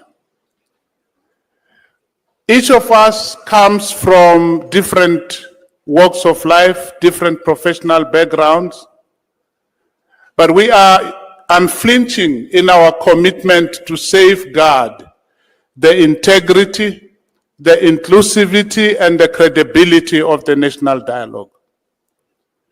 We serve in this role voluntarily, giving of our time and our expertise because we believe South Africa, our motherland, is worth it.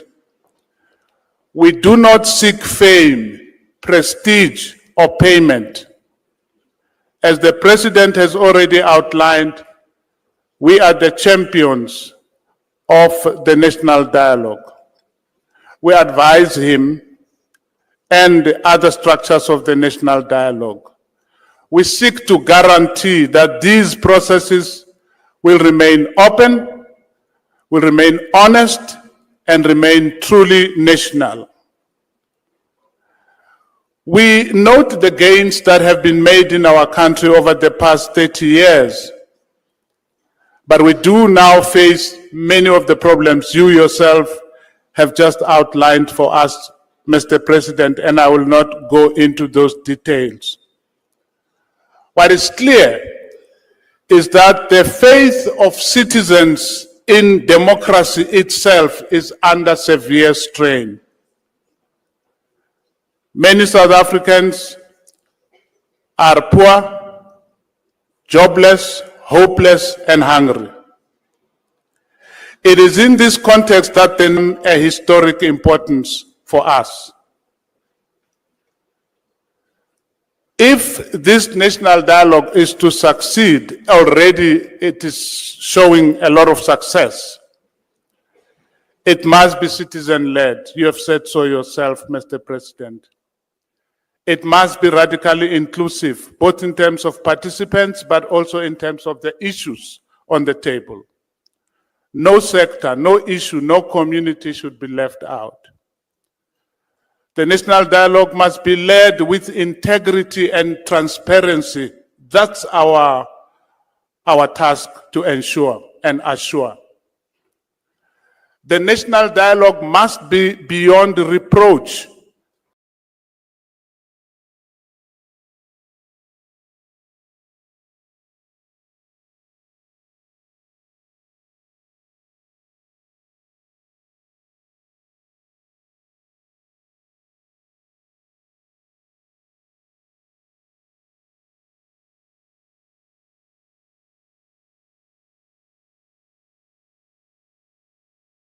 From how decisions are made, to how resources are used, to how outcomes are recorded and acted upon. At all times, we will seek to ensure that the process is accessible to all citizens and that all our official languages will be used in the communication of all the issues pertaining to the dialogue. Only this can we call the process credible. Failure to deliver a credible and successful national dialogue is not an option. We say this in the full awareness of the difficulties we face as a nation, including the differences that have surfaced within the preparatory task team. To all the stakeholders, we say, dialogue is the South African way. Dialogue is the womb out of which democratic South Africa was born. All of us gathered here today have an obligation to do everything in our power to reach out and to persuade all South Africans and their organizations to become part of the national dialogue. Both those who have withdrawn and those who have chosen to stay away, we need to go out to them and persuade. So today we call on every village, every platteland dorpie, every township, every suburb, every informal settlement, every rural hamlet to step forward and make this process their own. We call on stokvels, churches, mosques, temples, burial societies, book clubs, sport clubs, ratepayers associations, political parties, business chambers, trade unions, youth groups, women's groups. We ask all of them to turn their regular gatherings into dialogue moments. And in those dialogues, the hard questions must be asked. Listening must be deep, and above all, together they should help search for solutions for the problems our country is facing and the problems they themselves are facing. In the months ahead, thousands of local dialogues will ensue, and they will feed into the national dialogue process. Each one will be a brick in the foundation of our national compact, the shared agreement that will guide our country to the next 30 years. That compact will be written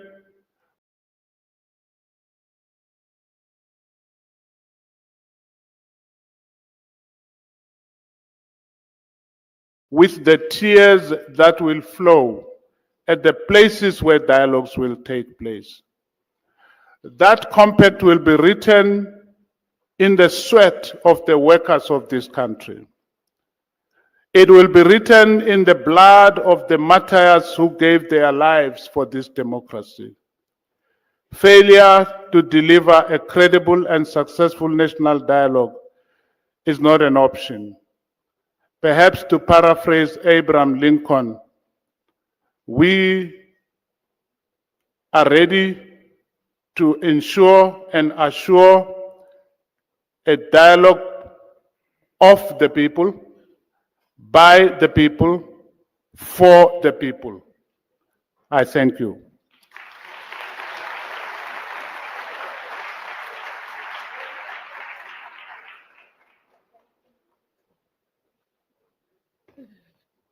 Thank you very much, Prof, for that hearty call to action. As a villager of the Maragala people of Rasikukune, it gives me great joy to know that once again, Khoro will become a gathering for dialogue.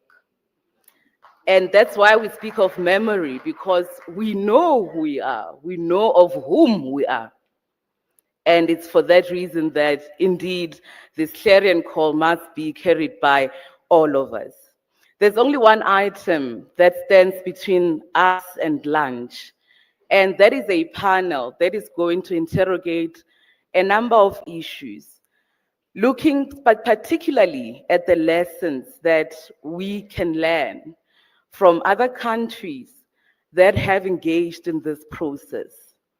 However, before I do that, Lerai is going to come back on stage to go through the housekeeping rules that we'll need to observe as we go out to lunch and as we excitedly come back, because when we come back in the expectation session, that's when you will speak. That's when the conversation that we will be having in every ward, in every church, in every shebeen will be starting. And I hand over to Lerai. All right, so just to refer back to the links that you all had scanned on the screens, the QR code, I just want to check with everybody. Have you managed to scan the QR code and get on the app and sign in? Yes, no, thumbs up? No. Okay, so can we please ensure that we have those QR codes back on? And can we make sure that through before lunchtime, all of that is sorted? Because after going into lunch, you're going to go into the themes that you have selected. So if you see on the application, if you selected theme 2, crime and corruption, or theme 3, winning the future through education and a healthy nation, theme 4, fixing the state and making the constitution work, and theme 6, gender and GBV. So if you selected theme 2, 3, 4, or 6, you will be going to the marquee at the terrace just opposite the Philadelphia cafeteria. So this is where you will be going for lunch. We're going to be breaking for lunch in our groups because the conversation will start throughout lunch. So just once again, theme 2, 3, 4, and 6 will be going to the marquee at the terrace opposite the Philadelphia cafeteria. Then if you selected theme 5, 7, or 9, theme 5 is building South African values, culture, and strengthening our social fabric. Theme 7 is dealing with intergenerational trauma and healing. Theme 9 is poverty and spatial inequality.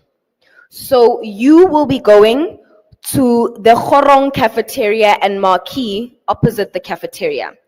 Once again, theme 5, 7, and 9 will be going to the Khorong cafeteria and marquee opposite the cafeteria. Then themes 8 and 10, theme 8 is environmental justice. Theme 10 is land tenure and mineral rights. Theme 8 and 10 will be meeting at the Good Hope cafeteria located within the OR Tambo building. So we're just going to have the panel right now, but I will remind you once again after the panel, please be sure of the themes that you have selected, because when we break for lunch, everybody will be breaking into those specific theme groups and convening in those areas. All right. I would also like to advise you all that we have multiple catering stations around. Yes, sorry, the multiple catering stations, and so those themes need to go to the specific stations.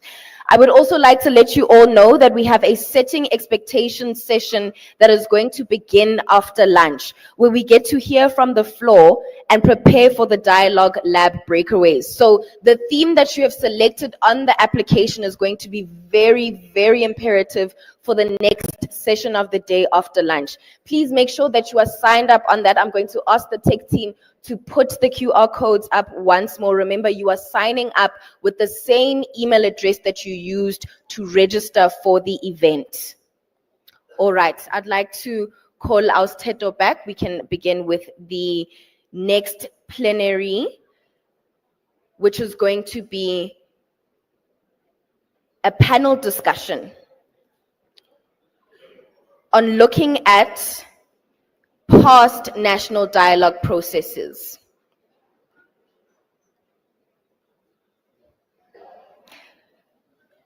As Teto comes back to moderate the conversation, I would like to call on our panel. On the panel, we have Jacob Abba Omar from the Mapungubwe Institution for Strategic Reflection. Please make your way to the stage and begin to take your seats. Kabele Matlosa, the former DG at Political Affairs at the African Union Commission. May I please also call on Nomfundo Mogapi, the CEO of the Center for Mental Wellness and Leadership. And the last member on the panel that I'd like to please call up is Itumeleng Motlhabane from Equal Education. May we please have those 4 panelists joining us?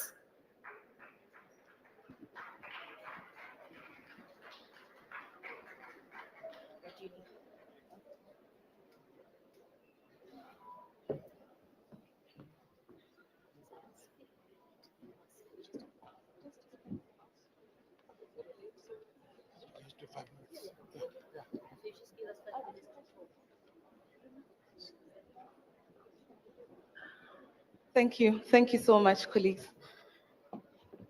So one of the biggest conversations that have been happening on the sidelines of the South African debate around the national dialogue and its feasibility and its necessity has been a question around, but why do we need it? And I think and believe that one of the quickest ways to establish its need is to reflect on who else has had to rely on it as a method of cohesion or even as a catalyst to a future society that they want to see realized. And I'm gonna start with my colleague on the far left, and yes, and just humbly ask you to give us a brief note around where else has this worked, and why were those nations in need of such what some may term extraordinary step? I'll just hand over. Thank you.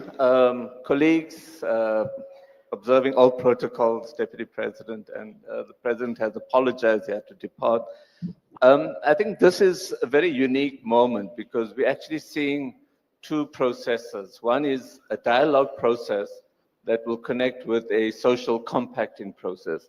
And I think there have been lots and lots of international and local experiences of both. So if you look at international experiences, I want to refer you to an article that Eddie Maloka wrote, where he spoke about 3 different forms that national dialogues have taken. Like the West African, post-colonial. You also had in Ethiopia dialogues around reconciliation and so forth. He described ourselves, South Africa, as being in a pothole crisis where we are stuck and we're unable to move ahead. And I think this is the moment that we really need to look at how we take it future. So that's on the dialogue side. On the social, and then our experiences, colleagues have already referred to that, the Freedom Charter, the attempt at arriving at the National Peace Accord, the Constitution, the NDP. On the social compact side, I think we've had even longer experiences. So, we've had the Job Summit, we had the Growth Development Summit. More recently, in response to the COVID-19 impact, we had the Economic Reconstruction and Recovery Program, which arrived at through a lot of different role plays coming together. Now, that has a far longer sort of list of experiences where people have tried to bring the social and societal elements to arrive at a program. So what we're doing is combining the 2, a national dialogue that leads to a social compact which we all commit to for the next 30 years with a long-term vision.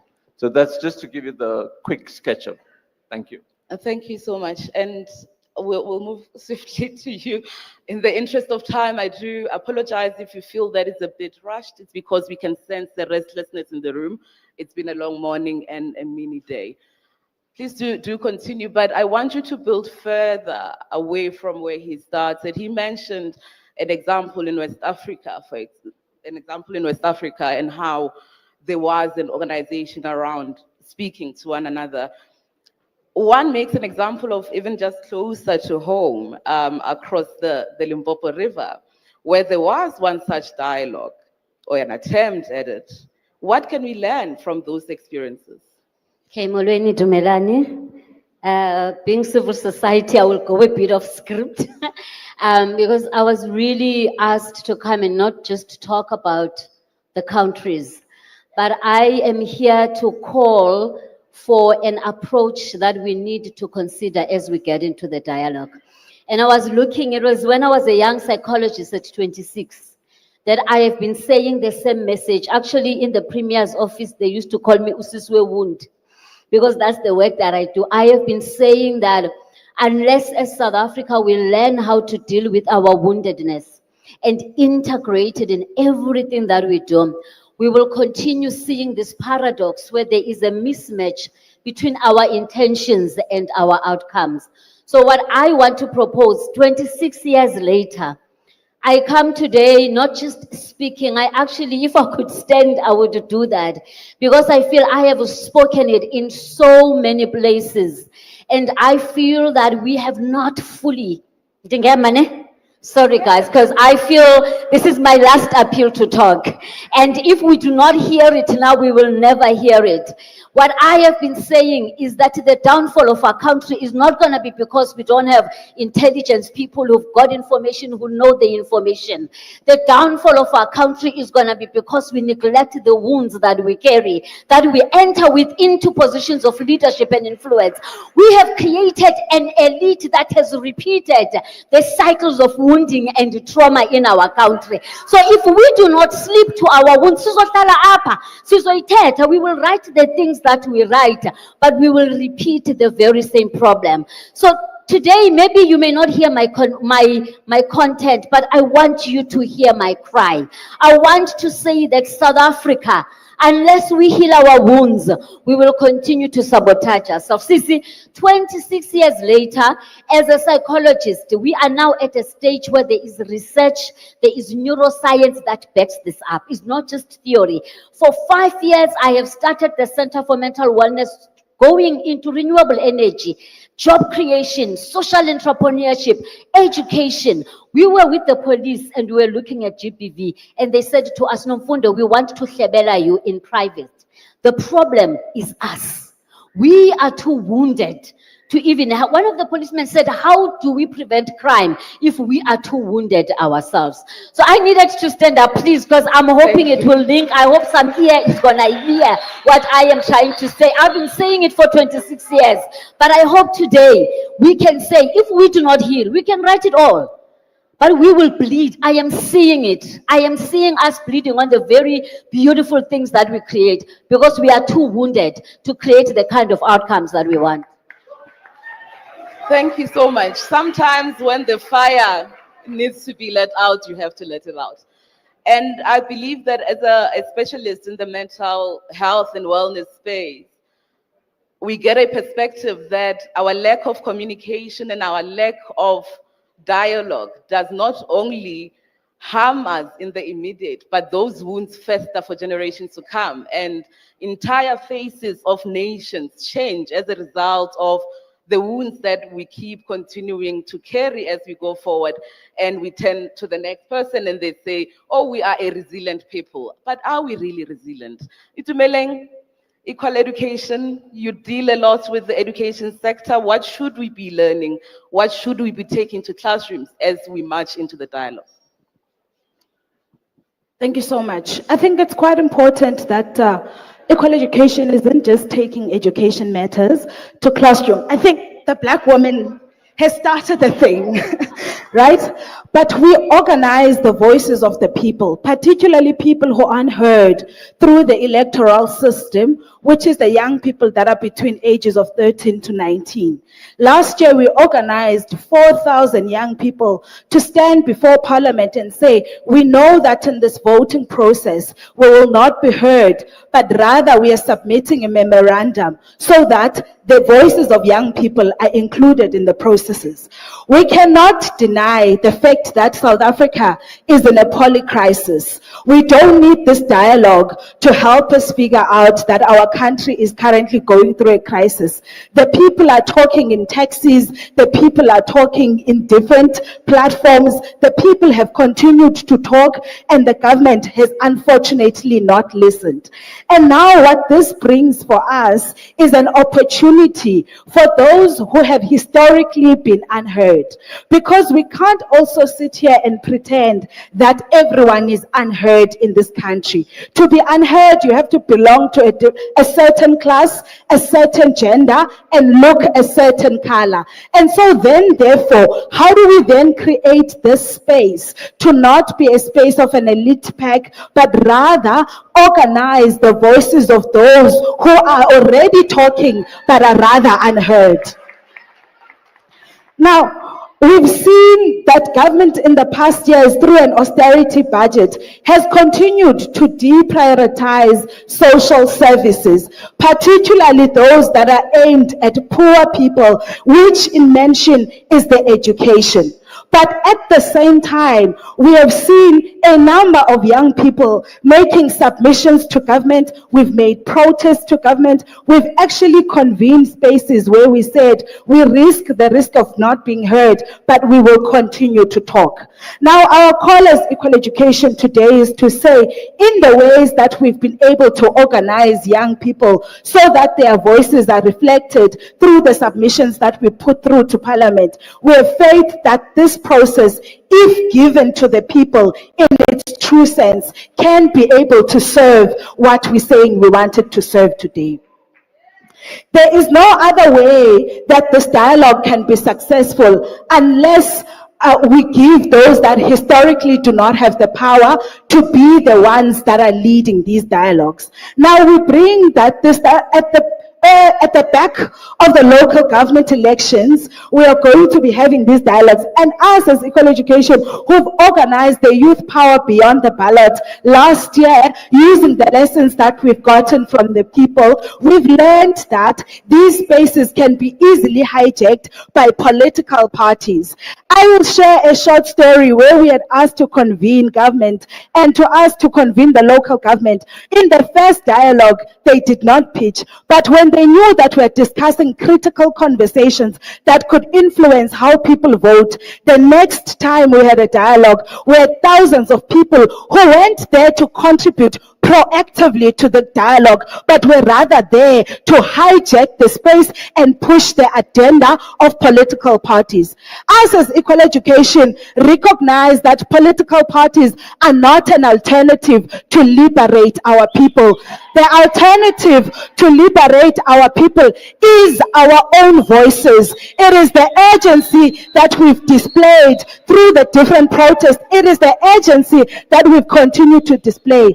Now we hope that when we get to resolutions, we will rejig this thing. I can share a short story of how me and other comrades have gotten to this stage today. I had to leave my home at 3 o'clock to get here at 10 a.m. I know comrades from Mpumalanga who only arrived at 12. So it means that even in the ways that this dialogue is organized, there is an elite pack and that there is a people who aren't heard. So we hope that as we bring it to the people, we will allow the people to lead, and we will undo the injustices that we've seen in the road leading up to this convention. Enkosi.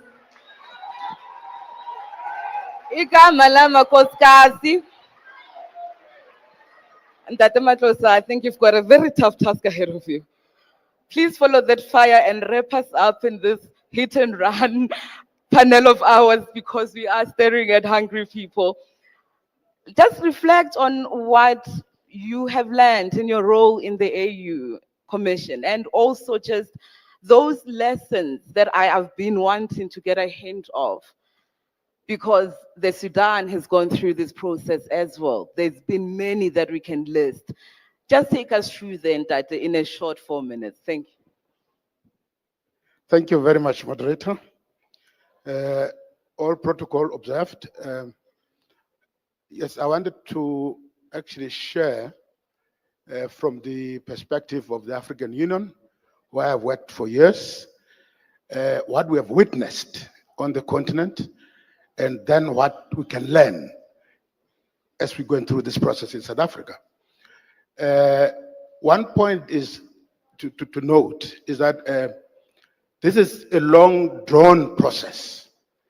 So it's not a once-off event. I think that we should note. And it actually goes through three main phases when you look at it carefully.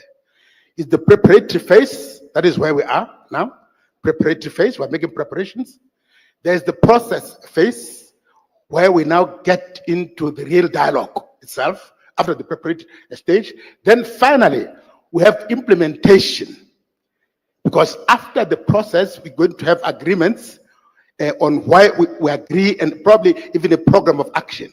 Then we implement, we monitor, we evaluate, we report. So those are the three main stages of a national dialogue from the African continent. Now, the example that I want to share, because we don't have a lot of time, that I think we should learn from. There are a whole host of other countries that have gone through a more or less similar process. But I would like to just pick Kenya. Kenya in East Africa. In 2007 and 2008, went through a major political crisis arising out of electoral violence. And at that point, then the African Union then intervened, because Kenya is a member state of the African Union, intervened and set up a panel of eminent panel group that worked with the government and peoples of Kenya to resolve their problem. And that also led to the new constitution of Kenya being adopted after the 2008 elections. And since that time, Kenya has had probably about three elections since 2008. They have not had the level of violence that they witnessed in 2007. Therefore, with those in mind, I think we can learn lessons from other countries as we go into this process in South Africa and see what works and what has not worked. Now, in conclusion, moderator, since we don't have a lot of time, maybe we can just highlight about 5 lessons that we can draw from the African continent. One is the process must of necessity be people-centered. That's important. It must be people-centered and it must be inclusive. 1. 2, the process must also be driven by a well-defined agenda. Well-defined agenda with issues agreed upon by a multiplicity of stakeholders. So it shouldn't be seen as if it is driving a particularistic agenda of a political nature, of whatever nature. 2. 3, there has to be a legal anchoring of the dialogue outcomes. They have to have legal grounding. They shouldn't just be talk shop. There has to be a legal grounding of the process. 4, there has to be an independent and respected convener. There has to be an independent and respected convener to facilitate the dialogue. And we're told that there are 2 conveners to do this in this case. Finally, we certainly need some kind of regional and international scaffolding. In other words, the SADC, South Africa is a member state of SADC. SADC must have a role of some sort to play. The African Union, South Africa is a member state of the African Union. African Union must have a role to play of some sort. South Africa is also a member state of the United Nations, finally, at the international level. What are the roles of these interstate bodies? We need to find a role for them. I thank you, moderator. And because you raise such important issues, we will not conclude here. I have to ask this because it's important to do so.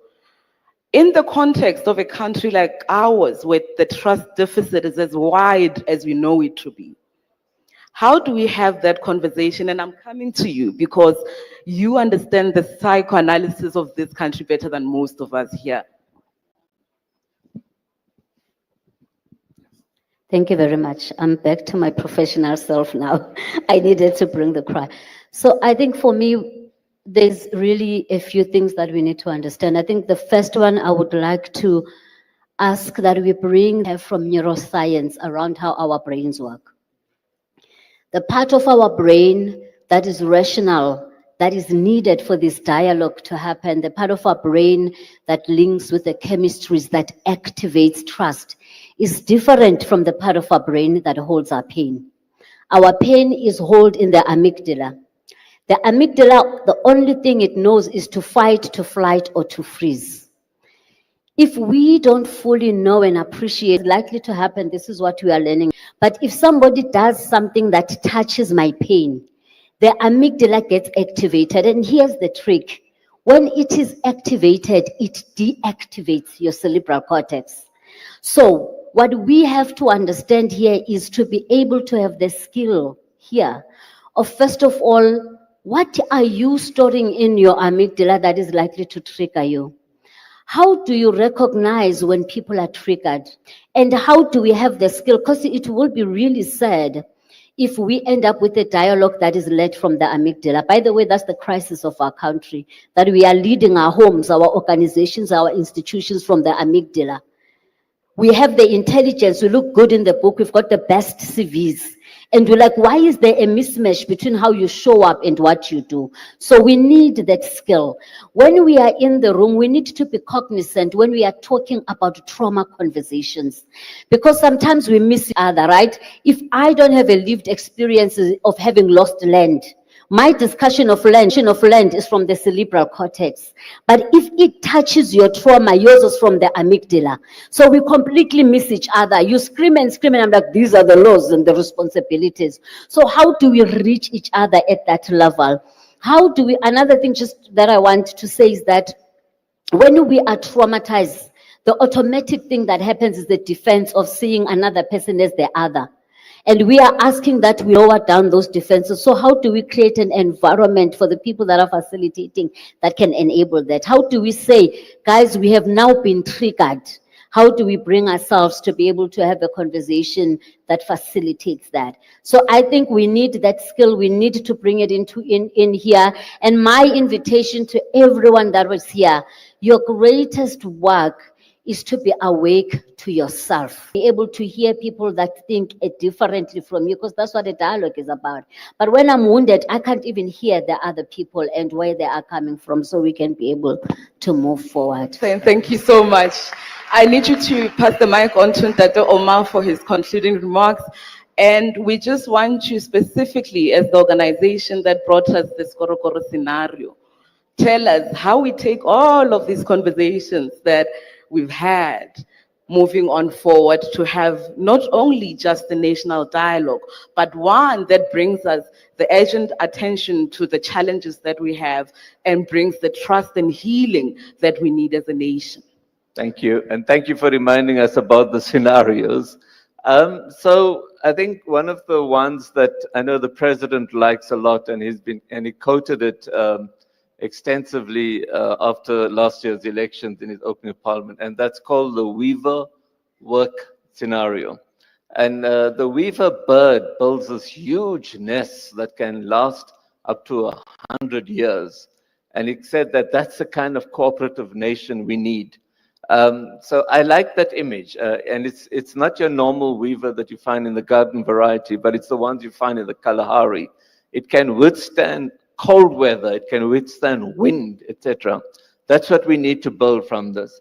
So in doing that, I think, just to reiterate what the president said, that we need to put the interests of the nation first. We should avoid grandstanding. We should make sure that we are inclusive, that we're building consensus, and that we are willing to compromise, we're willing to listen.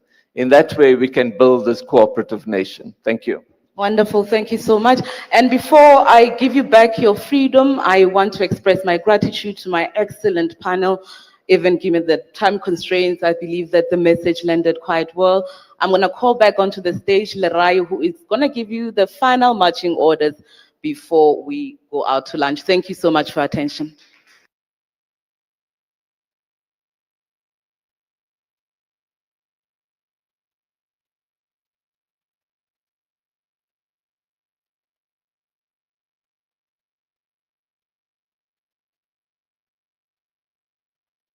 You hear me? Awesome. All right. I would like to first thank you all for your patience and for still being here with us, disruptions and all. As you can tell, our program has slightly moved around to accommodate the time that we lost. So just to update you on what we will be doing now, before we break for lunch at 1:30, so that's going to be in the next 20 minutes time, we're going to have a session that is going to continue from the panel that we have just had. So I'd like to please call on Janelle and Mazibugo from the organizing committee to please join me on stage. They're going to be defining the expectations and outcomes of the national dialogue. So this is going to be just a quick session to echo the panel that we've just had. And they're going to be covering the journey to the national convention, setting our expectations, as well as introducing the dialogue labs. Do we have Janelle and Mazibugo nearby? Thank you so much.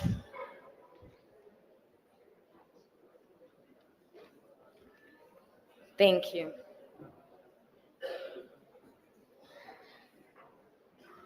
Do we have votes?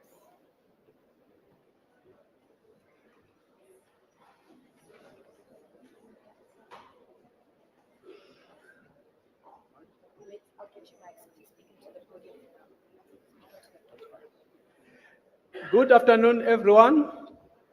My name is Mazibuko Jaha from the Zabalaza Pathways Institute, also a member of the organizing committee for the convention.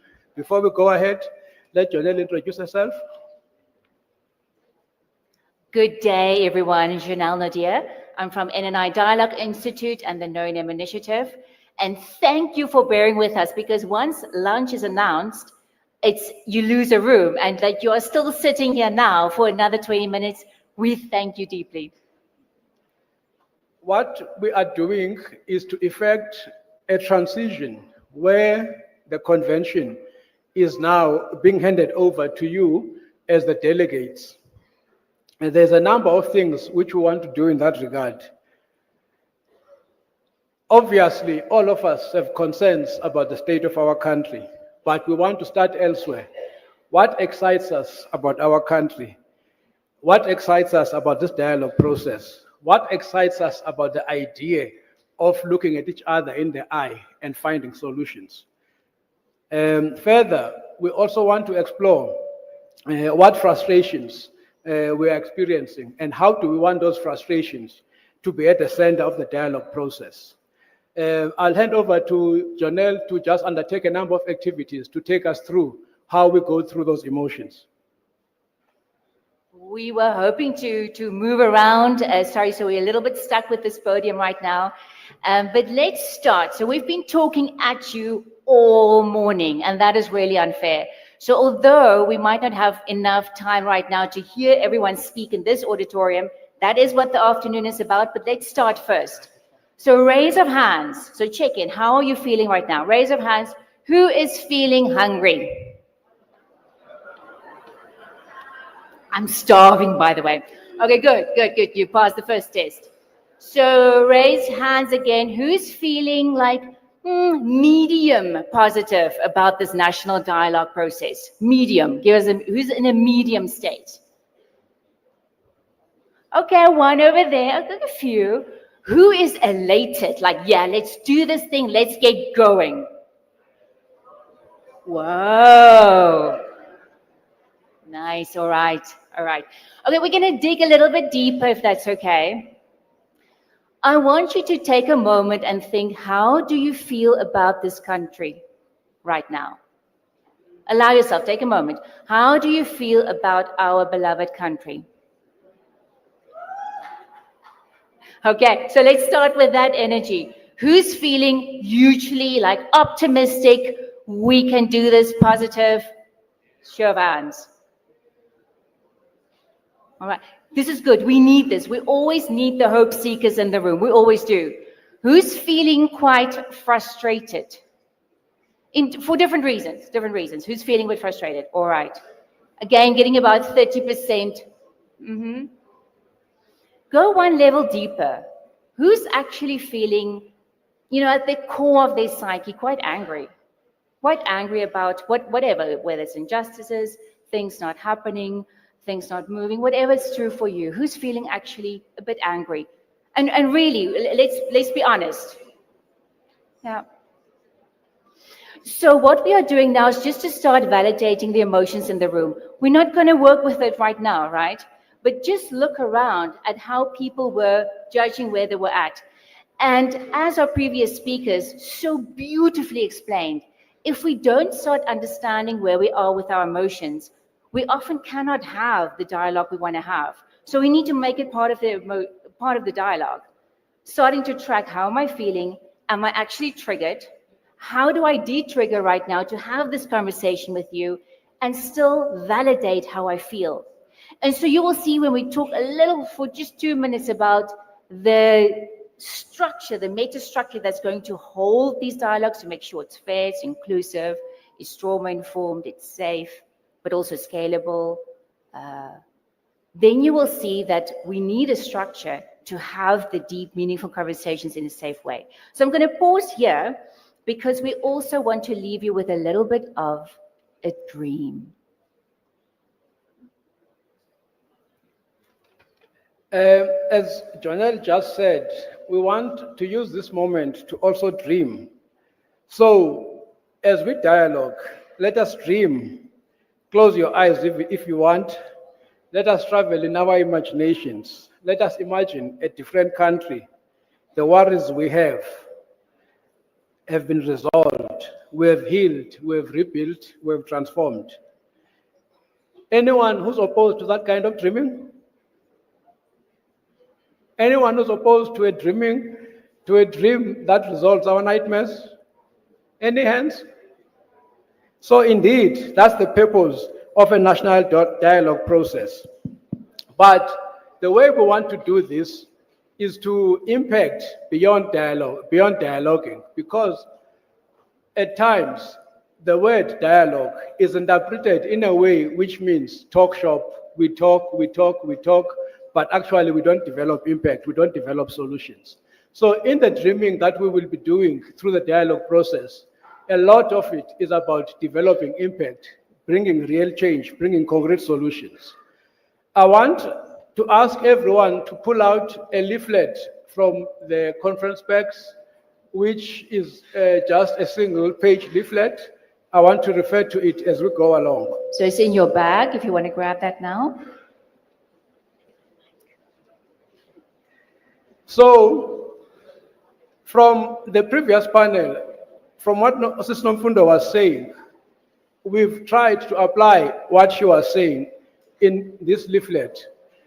There is a section in the leaflet which talks about dialogue principles. Basically, those dialogue principles which are being proposed as part of our process are very important. The first set of principles is about the practices we propose we should follow in the dialogue process. Listening to each other, respecting each other, even if we disagree strongly, and part of that respect is staying curious, suspending our immediate triggers, finding a way to let go of the need to be right, finding a way to always want to prove oneself, but at the same time, as we are grappling with that, having the ability to voice what we feel and how we want to do it. So we will experiment with this approach in the dialogue labs that will follow in the afternoon. But we believe that these principles, these practices, and what follows in the rest of that leaflet, what to avoid, and tips for good communication, will lay a strong foundation of how we can do it. Jonelle? So we quickly want you to grab your phone and see if you can get that code. We might need to make it slightly bigger, but we want to see if you can get that code, that QR code on your phone. And if you have, just give us a thumbs up. We just want to see if it's going to work. If it doesn't, don't worry about it. Let's just see. So quickly get your phones out. I should stand away from you. Okay, give us a thumbs up. Who could access that? Ooh, it's working over here. So everyone, have a quick go. It's the last thing you're going to do before a beautiful lunch. So thumbs up that side of the room. Are you getting the QR code? No? Do you need it to be bigger? Can we get it bigger or not possible? I'm looking at our amazing tech people at the back. Let's make it bigger if you can.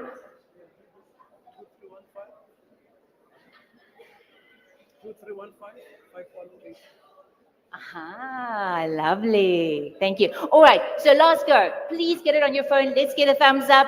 Who's got it? Ooh, fantastic. Ooh, much more. Yeah. That side also, yeah? Succeeding? And I mean, if you're struggling, just tap the person next to you. Quickly help me out. Let's start this manner of collaboration. All right, people, this is how we're going to end the morning session. It's on a dreaming note. So we're going to ask you to take a moment. So you've got your mobile, you've got it ready, right? You're not going to do anything with it right now. We wanted you to be logged in. Take a moment to think, what is your dream for South Africa? And while you do that, I'm going to ask our wonderful tech person to move to that question. What is your dream for South Africa? So really take a moment. Don't just go for the first thing that pops in. Like, really allow yourself to paint the picture. Imagine everything we are desiring and imagining around a beautiful outcome of this dialogue process. The social cohesion, the healing has happened. What would our country look like then? Just have a moment to feel into that. What would it look like? How would we talk to each other? What would our economy look like if that was the case? Really allow yourself to dream. And then when you get there, start giving us your answer.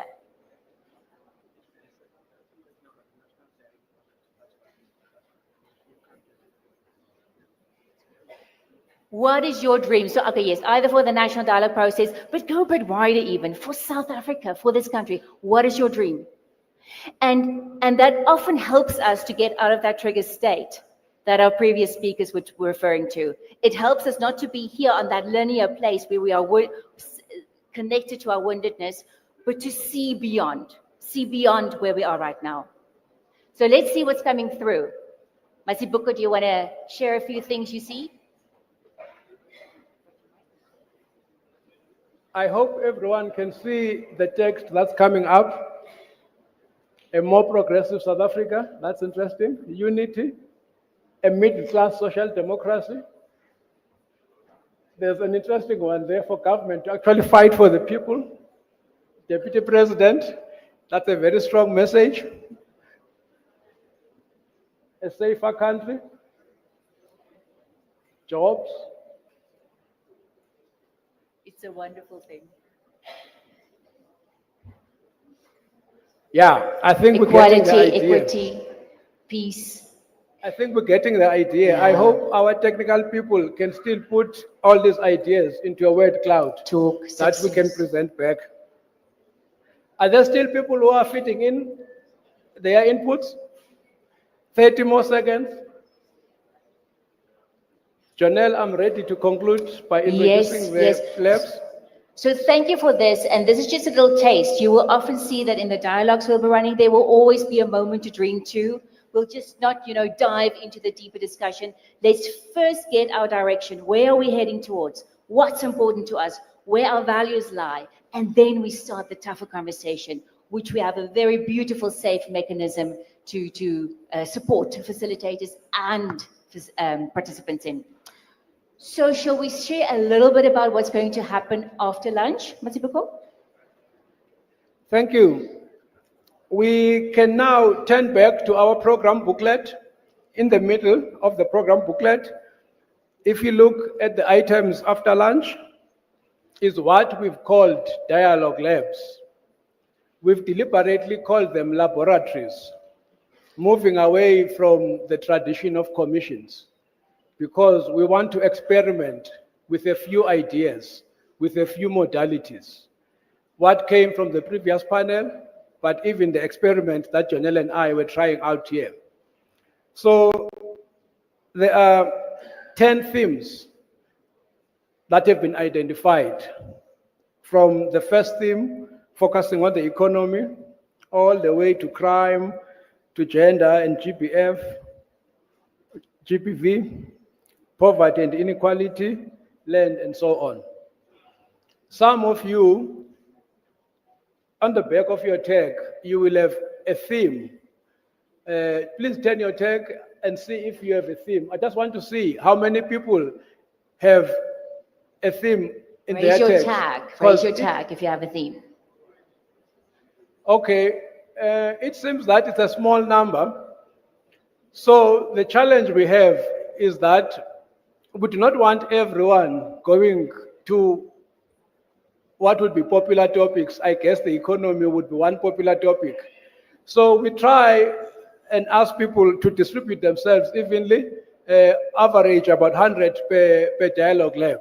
That's the first task. Then secondly, the purpose of these labs is to present the proposed modalities that will be followed. So what that means is that if your theme is the economy, rather than saying this is the economic crisis, these are the solutions, this is my policy critique, rather the approach is to say, what are the questions on the economy that will allow questions just now that South Africans must discuss from Monday all the way to the conclusion of the deeply democratic dialogue process that we will undertake.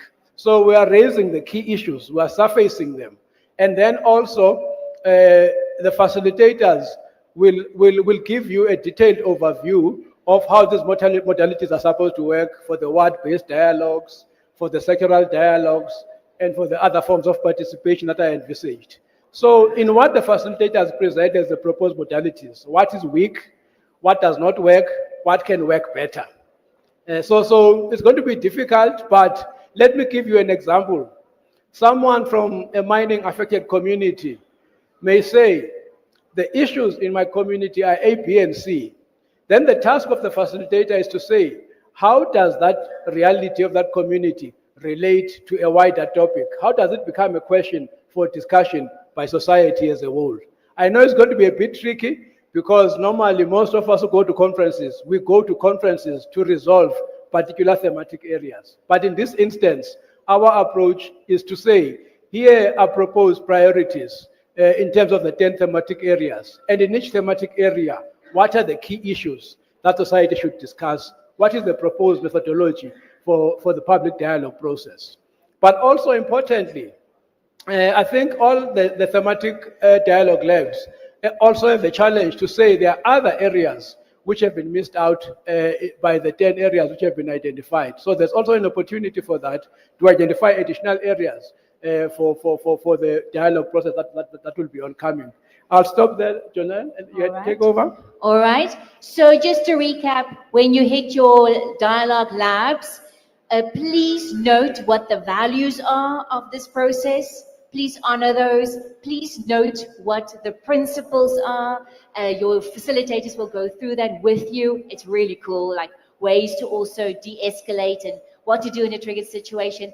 And so if you have a theme, great. That is the place where you are going. Note that now. Also, your lunch will be close to that place and ushers will be taking you there. All right, there will be people showing you what direction to go and also to get your lunch there by your dialogue lab. There are a few questions, Jonelle. And so,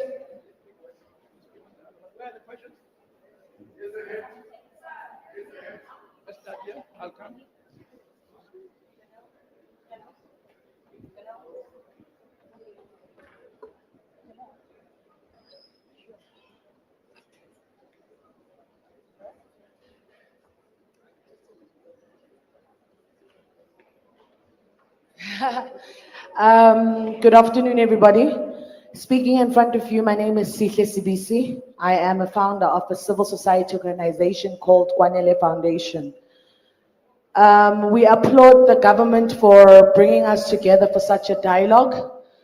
But our wish is, I heard people saying they've got an app We can use it on the grassroots, but what about ugogo ekhaya? Ugogo will not know how to use that app. Number two, my question is, before we talk, what are we saying about the elephant in the room? Where we are sitting in our country right now, outside Maponya Mall, they are torching down taxis because they are revenging the death of the e-hailing driver. What are we saying about the elephant in the room of undocumented citizens that are in the country? Where South Africans, 70% of the files in our local clinics belong to non-South African citizens. I would personally like to not own a medical aid, but I'm subjected to own one because the clinics are full. What are we saying if the president of Tanzania can say spaza shops, saloons, everything belongs to the Tanzanian nation? Why is South Africa not making that stance? I had hoped that our Honorable Cyril Ramaphosa was going to emphasize on that. South Africa, we are broken. And yes, we are speaking from traumas because some of us are forced to take our kids to private schools because if a school is right across our home, they will tell us the school is full because it's full of non-South African children. Yes. Then we are Yes. now subjected to being financially crippled because our government, all you do is talk, but the implementation. Thank you so much to the speaker. Finally, my question I'm going to ask you is, to wrap it up. in our groups that you are going to put us in, will the entire cabinet that we see here be part of the plenary? Or are you guys going to leave us to discuss on our own and we come up with our own solutions, which then means there's no point of us having this discussion because you will not hear what we are saying. We are the foot soldiers. We are on the ground. All of you here have bodyguards. We don't have bodyguards. We heard a Koli who came here from 3 a.m. in the morning. All right, We are thank you foot so soldiers. much. We know what's happening on the ground. And if you say it's a national dialogue for us, you can't shut us down. It's said that you are here because 2026 elections are coming. So you're trying to buy our silence. All right, thank you so much. Let's give that a hand. And then I'm just going to pause here because this is what we want. This is the dialogue we have been called to do. We are in plenary. We're not going to go into dialogue now because I'm going to This give is you the not a reason. dialogue. I have a question, ma'am. You I have may a ask question. a- No, I have a question before anybody. Excuse me. Listen. No, excuse me. We will- Excuse me. First, you need to read the pedagogy of the oppressed. This process must be dialogical. It must not be one-sided. You don't come to talk down on us here. Number one. Number two, we are 4 members of the Rastafari community here. We are all bundled up into one theme. We represent a nation of Rastafari of 3 million South African Rastafarians. We can't go under one theme. We have issues that cut across everything that needs to be dialogued here. You don't decide for us. Nothing for us without us. Simple as that. And for the last time, this is a dialogue. Spend more time listening to us than telling us what to do. Stop talking down on us. Thank you, Speaker. Thanks to the last 2 speakers, the feeling, the passion, the emotion, the anger, the frustration, all of those are part of who we are.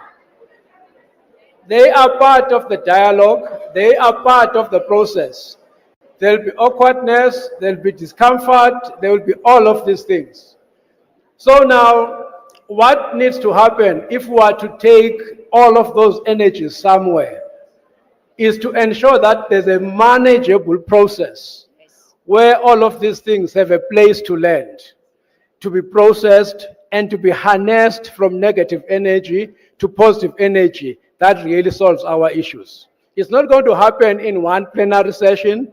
It's not going to happen because we raise things in a particular way. Exactly. What I'm appealing for, therefore, is that we trust in the process. These 10 themes are exactly, these thematic labs are exactly the platforms where we zoom in deeper to frame the questions. One person may have a perspective on why there's a health crisis. Someone else will have another perspective. We may think, yes, there's a big unemployment crisis, which we all agree on. But how does it affect people differently? How do we get to the fine texture of that? A big hole like this is not going necessarily to take us there. So the process that we're asking that we follow is exactly a process, Mr. Rastafarian, which will enable all of us to talk. Yes. So if we go to those 10 thematic areas as different groups, we will get a chance to talk. And then afterwards, tomorrow, we will come back and bring a report. And afterwards, there's a proposal for a deep process of thousands of dialogues where we can call in the deputy president, where we can call in the government ministers, the MECs, the mayors, and so on, so that they can be accountable. So that's a long process, colleagues. And importantly, this is only the first convention. It is the kick-off of the national dialogue process. It is not the main substance of the national dialogue process. Let's keep that in mind. Let's not feel that this opportunity is the one opportunity I can get Deputy President to listen to my anger. There's a 9-month process that has been laid out. And what we're shaping is exactly a vessel where all of us as leaders of our sectors take society forward through a process of dialogue that's deep, that's proper, that enables listening to each other and finding solutions. That's So my we appeal, thank colleagues. you. Thank you. We thank you for your dialogue and continue the dialogue after lunch. Please, please, that's what we're here. Colleagues, comrades, and friends, we will be back at 2:45. That is 14:45. Thank you so much. Thank you, everyone. Listen.